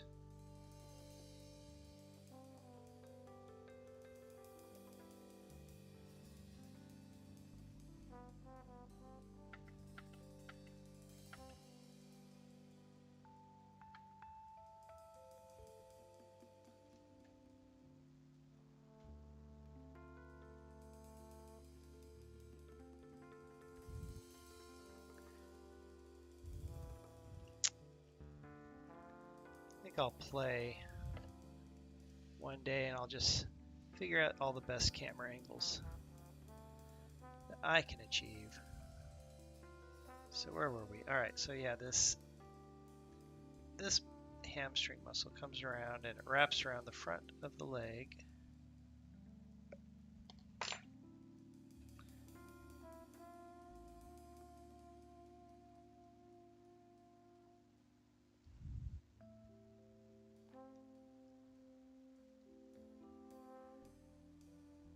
It wraps around the front of the leg, and when it flexes, that's what pulls your leg back. Oh, out of frame. So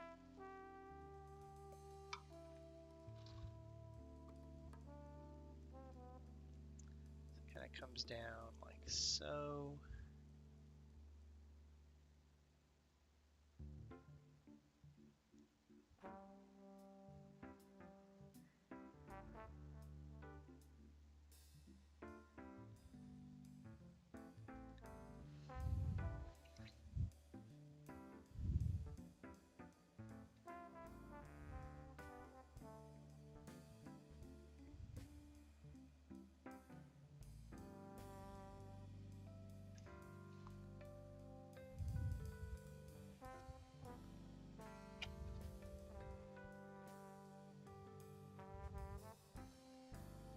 It's interesting how, as I add these muscles in, the leg starts looking more like a leg.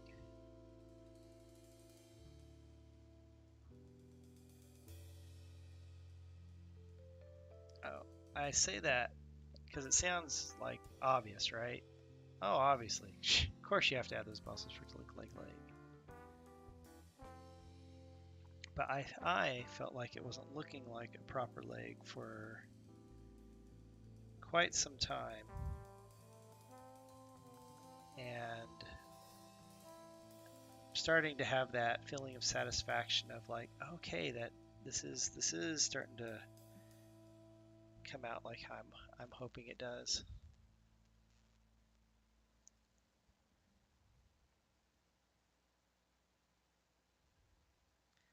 So yes, those come around and they attach to the leg down here in front.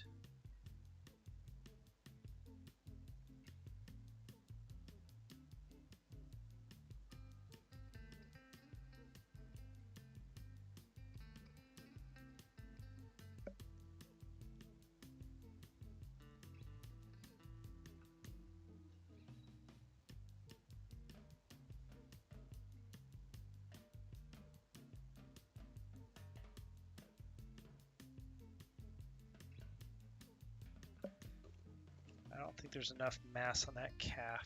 I feel like it needs a little bit more here on the inside.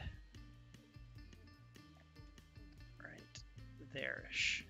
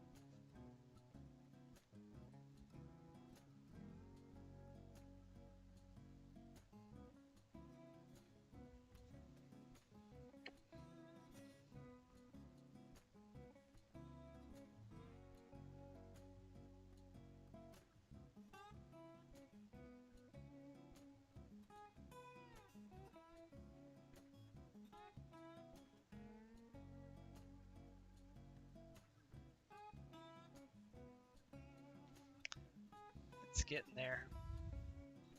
It is getting there. Slowly but surely.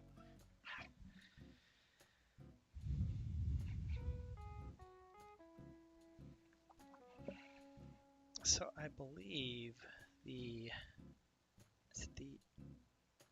inner ankle, the inner ankle bone is actually higher than the outer ankle bone. It has to do with how the I believe they're called the tibula and fibula. It's just how they are.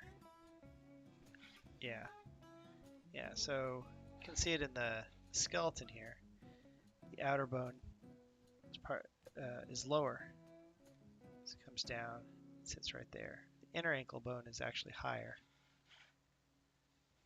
because of the way that they. That's why I'm doing an anatomy study.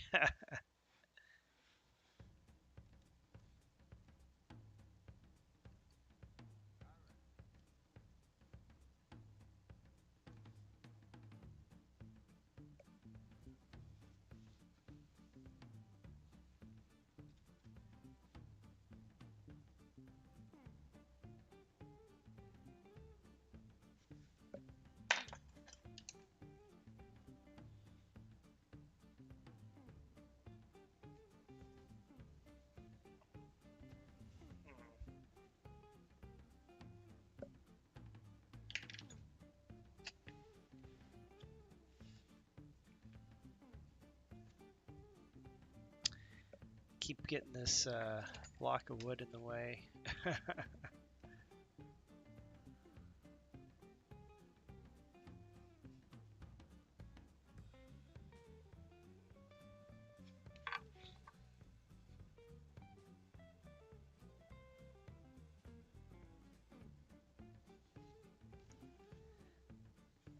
Starting to get there. Starting to have the shape I'm wanting down in this area.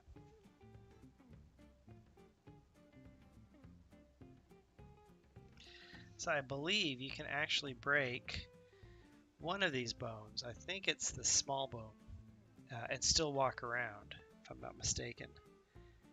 But if you break the main bone, obviously you cannot walk around.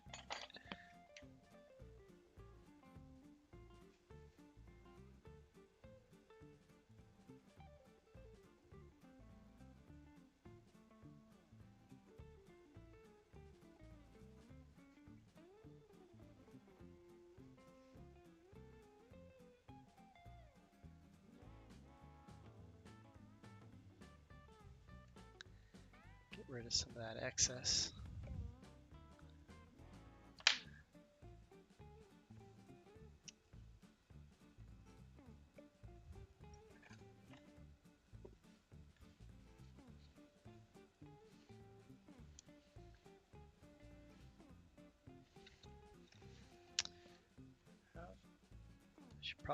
Wonder if I should start laying in some of the tendons and ligaments in the foot. Let's get in here on that foot.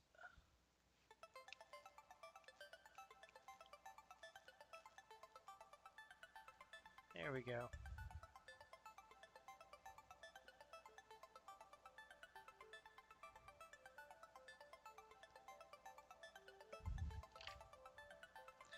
Wonder if I can find some feet anatomy.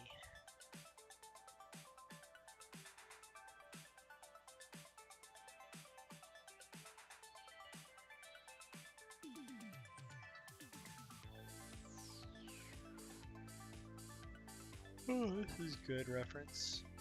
I like that.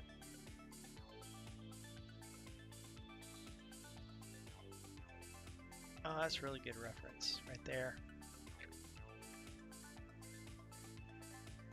Oh, look at how those muscles attach. That's cool. So those attach. Oh man, that's really good reference. I like that. Yeah, look how the chest muscles just lay right over the top of them.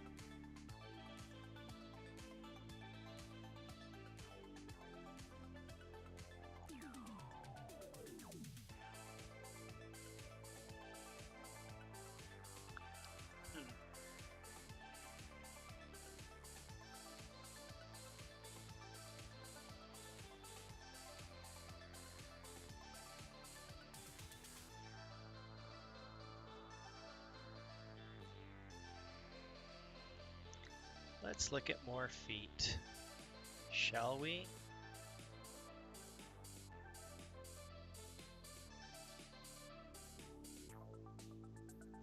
Oh, back up here.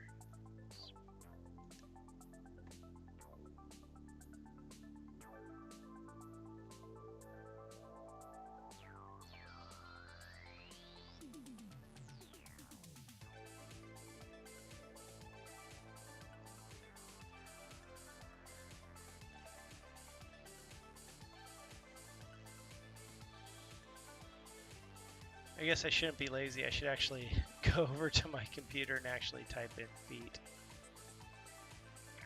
It looks like these are kind of coming down. So this little muscle right here comes down and connects to your little toe. The other muscle comes in from right up there.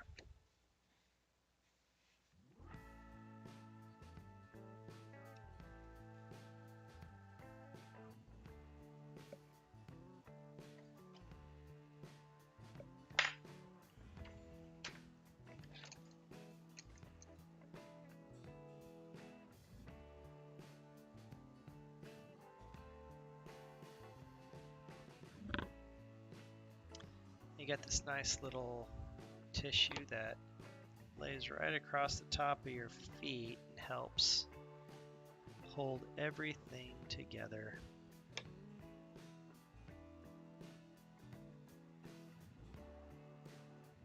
My toes have kind of got crushed a little bit. Oh no.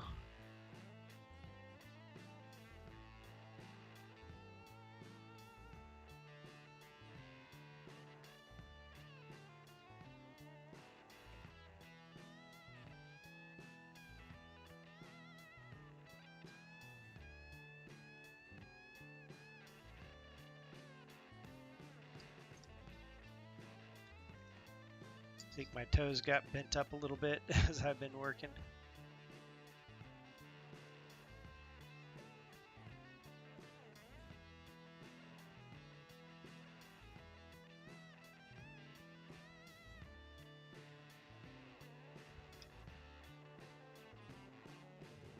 Kind of like how this looked with the hand I did, so I'm gonna see if I can lay this in.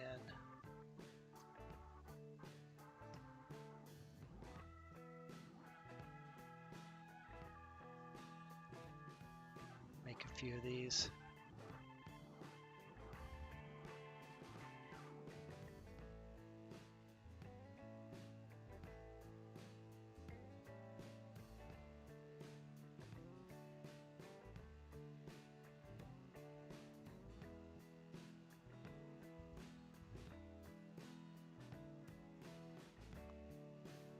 There's 3 of them.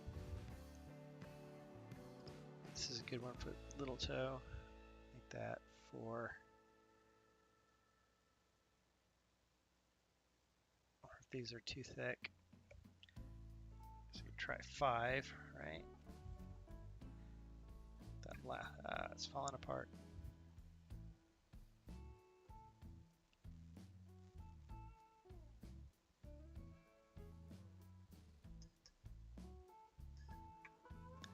Alright. Let's lay this in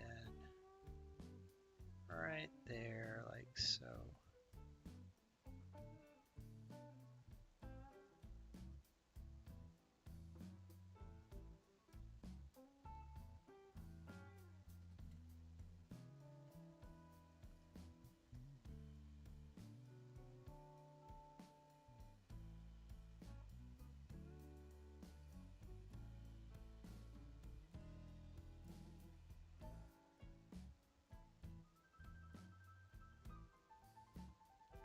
This is harder than it looks, ladies and gentlemen.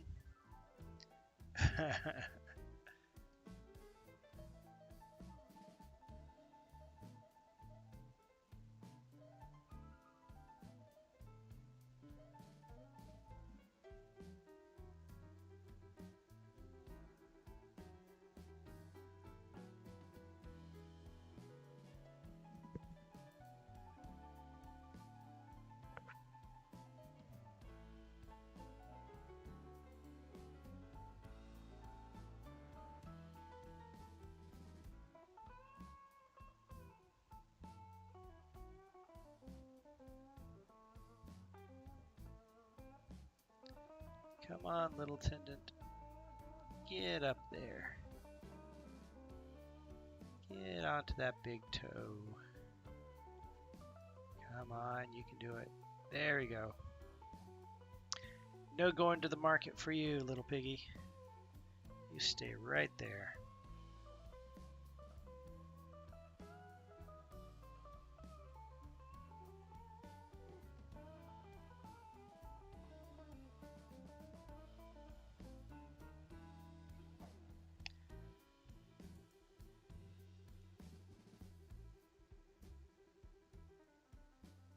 Come on, stick down, stick down.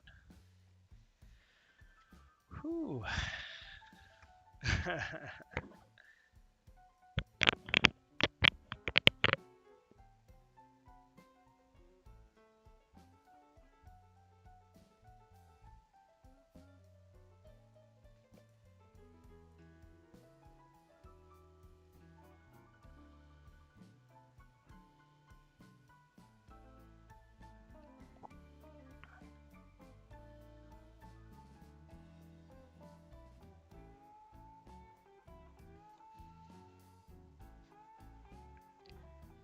It's getting there.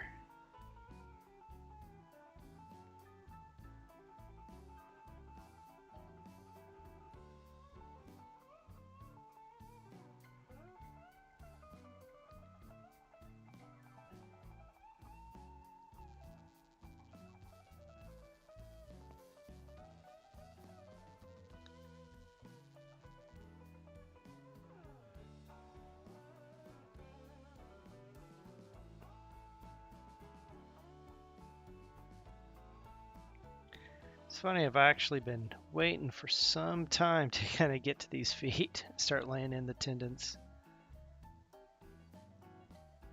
Where are we at now? Let's see. Let's do a quick recap of tonight. Focus.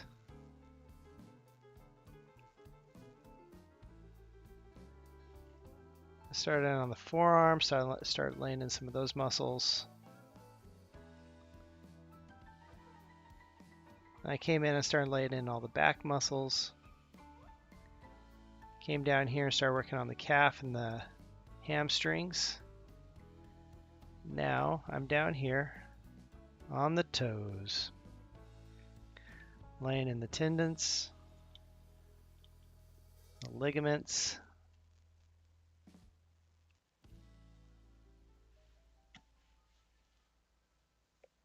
Make sure this is focused. I use a manual focus camera just so once I lay in something, or once I focus in on something, it just stays focused in on. All right, where was I? Dealing with the tendons. Tiny little tendons in the feet.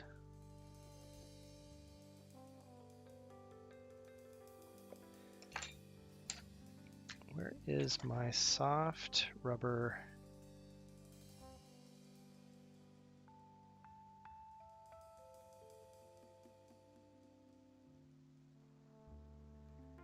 There we go. Rubber tipped tool.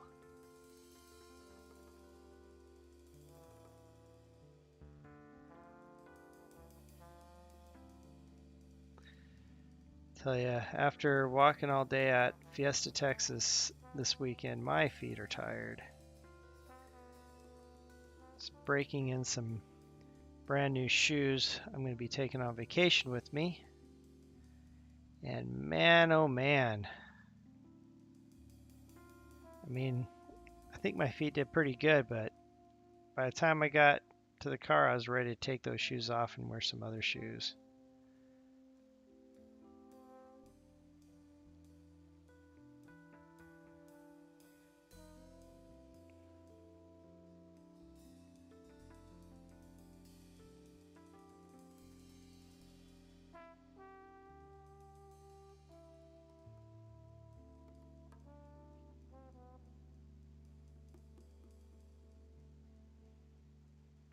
There we go.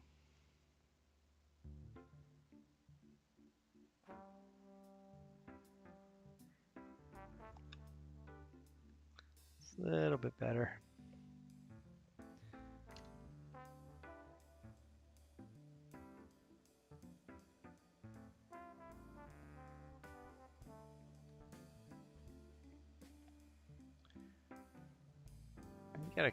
Seems like we have a couple of ligaments that help hold everything together in this foot, in our feet.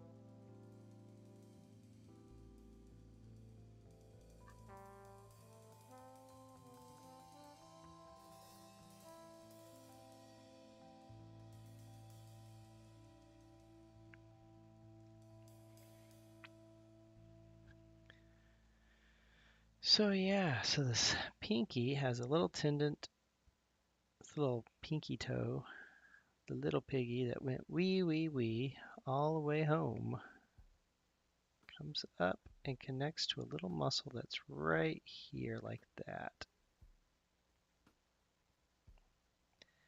You have your ankle right here. So that's just bone. I hear getting a tattoo on your ankle is like super painful. Because it's bone.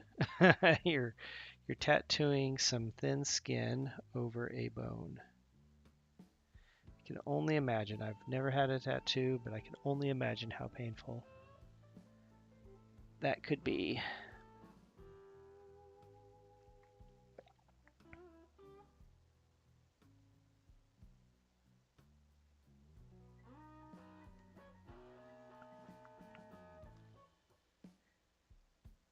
Then these other ligaments kind of come through, and I keep sliding off to the side there, straighten up and slouch down. So I figure this out. So then these come up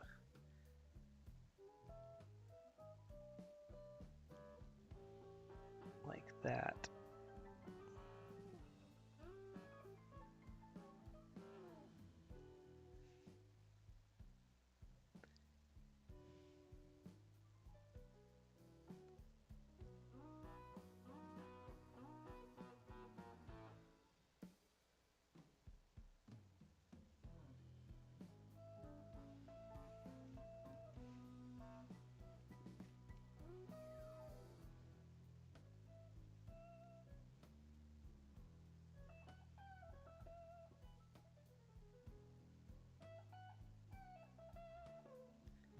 There we go.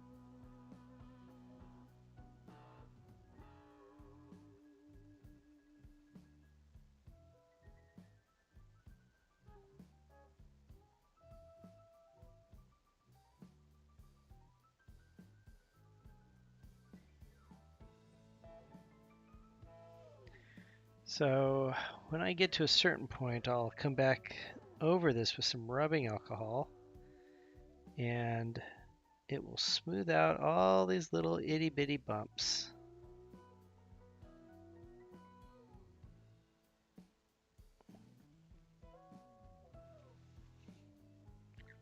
Interesting. So you have like another one that kind of wraps around your Achilles tendon here, this other.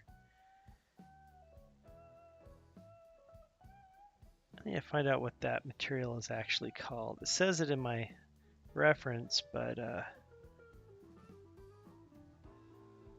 it's too small and blurry for me to read.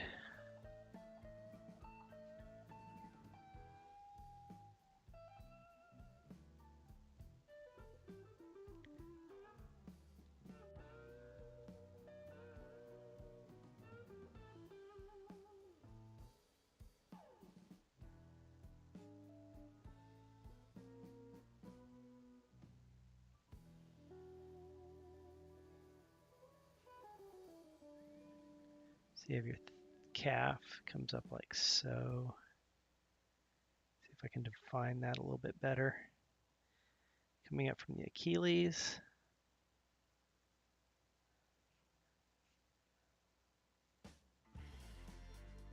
And this kind of comes up and tucks behind that muscle that's right there. And I need a little bit more clay for that muscle. Which hooks into the bone right there.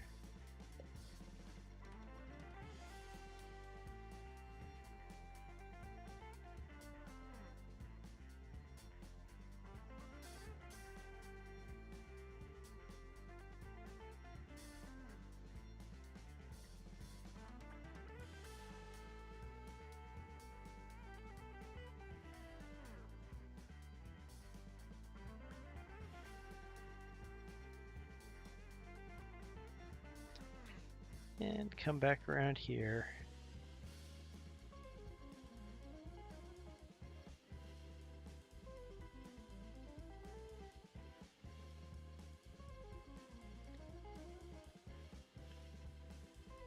This comes up, then you get this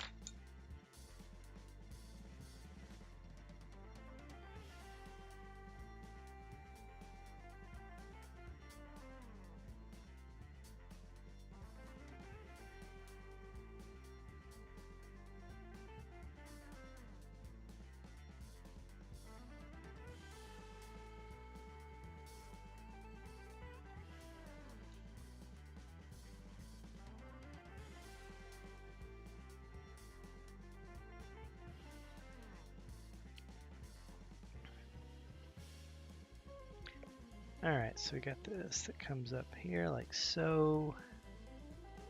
Oh man, is it already 11:30? Right when I feel like in the zone here trying to get this leg done. And it is time for me to stop my stream and go to bed. Because I have to get up in the morning and make a video game.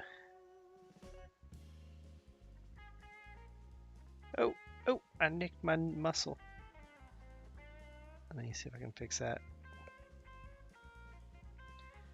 Man, right when I was getting in the zone.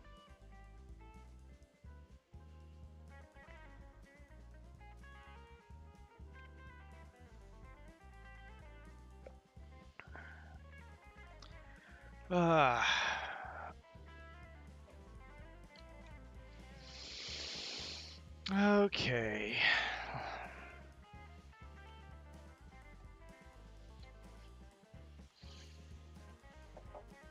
Let's take that out of the way. Let's take this box out of the way.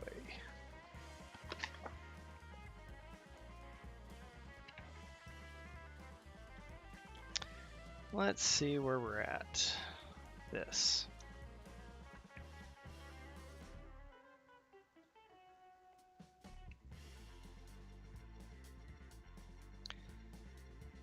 I feel like I made some okay progress. I filled in the chest a little bit here tonight.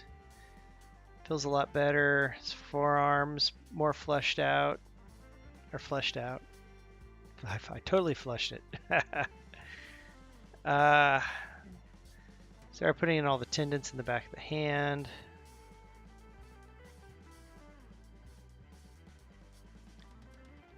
Start laying in some of the muscles in the forearm, roughing them out.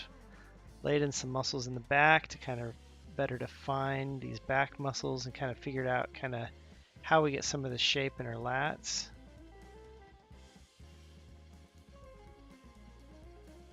Yeah, fix that. Probably, I think I'm going to go in and I'm going to put in all these muscle fibers at some point showing the direction that these muscles go in. Just looking at all my reference back here. Worked on the hamstrings, kind of filled them in a little bit better. This leg is starting to feel more like a leg. Redefine those calf muscles a little bit more. Started building all this shape up in here. Started laying in all the tendons for these toes. Notice that my overall sculpt was like leaning. And I had to straighten it up. I wish I could figure out what to do with the armature that's right here, which you can kind of see like so. Yeah, right there. Yeah. Because it'd be nice if I could figure out how to cover that up, or so it shouldn't be there. Shouldn't be anything there, but I needed it there to build this. This was clay, like traditional clay, and I was going to fire it. I'd probably take the time to actually cut the armature out of the sculpt. But that's not what I'm going to do. And I think I am out of here for tonight, just because. Where is my silly music I'm listening to? Let's pause that. All right, well, I hope you've all enjoyed watching me sculpt and ramble. And as I transition into my little splash screen here, I hope you all have a good night. And, I hope you have a fun week ahead of you at work, doing whatever it is you all do. And I will catch you all later. Next time on Brewhouse Art Studio.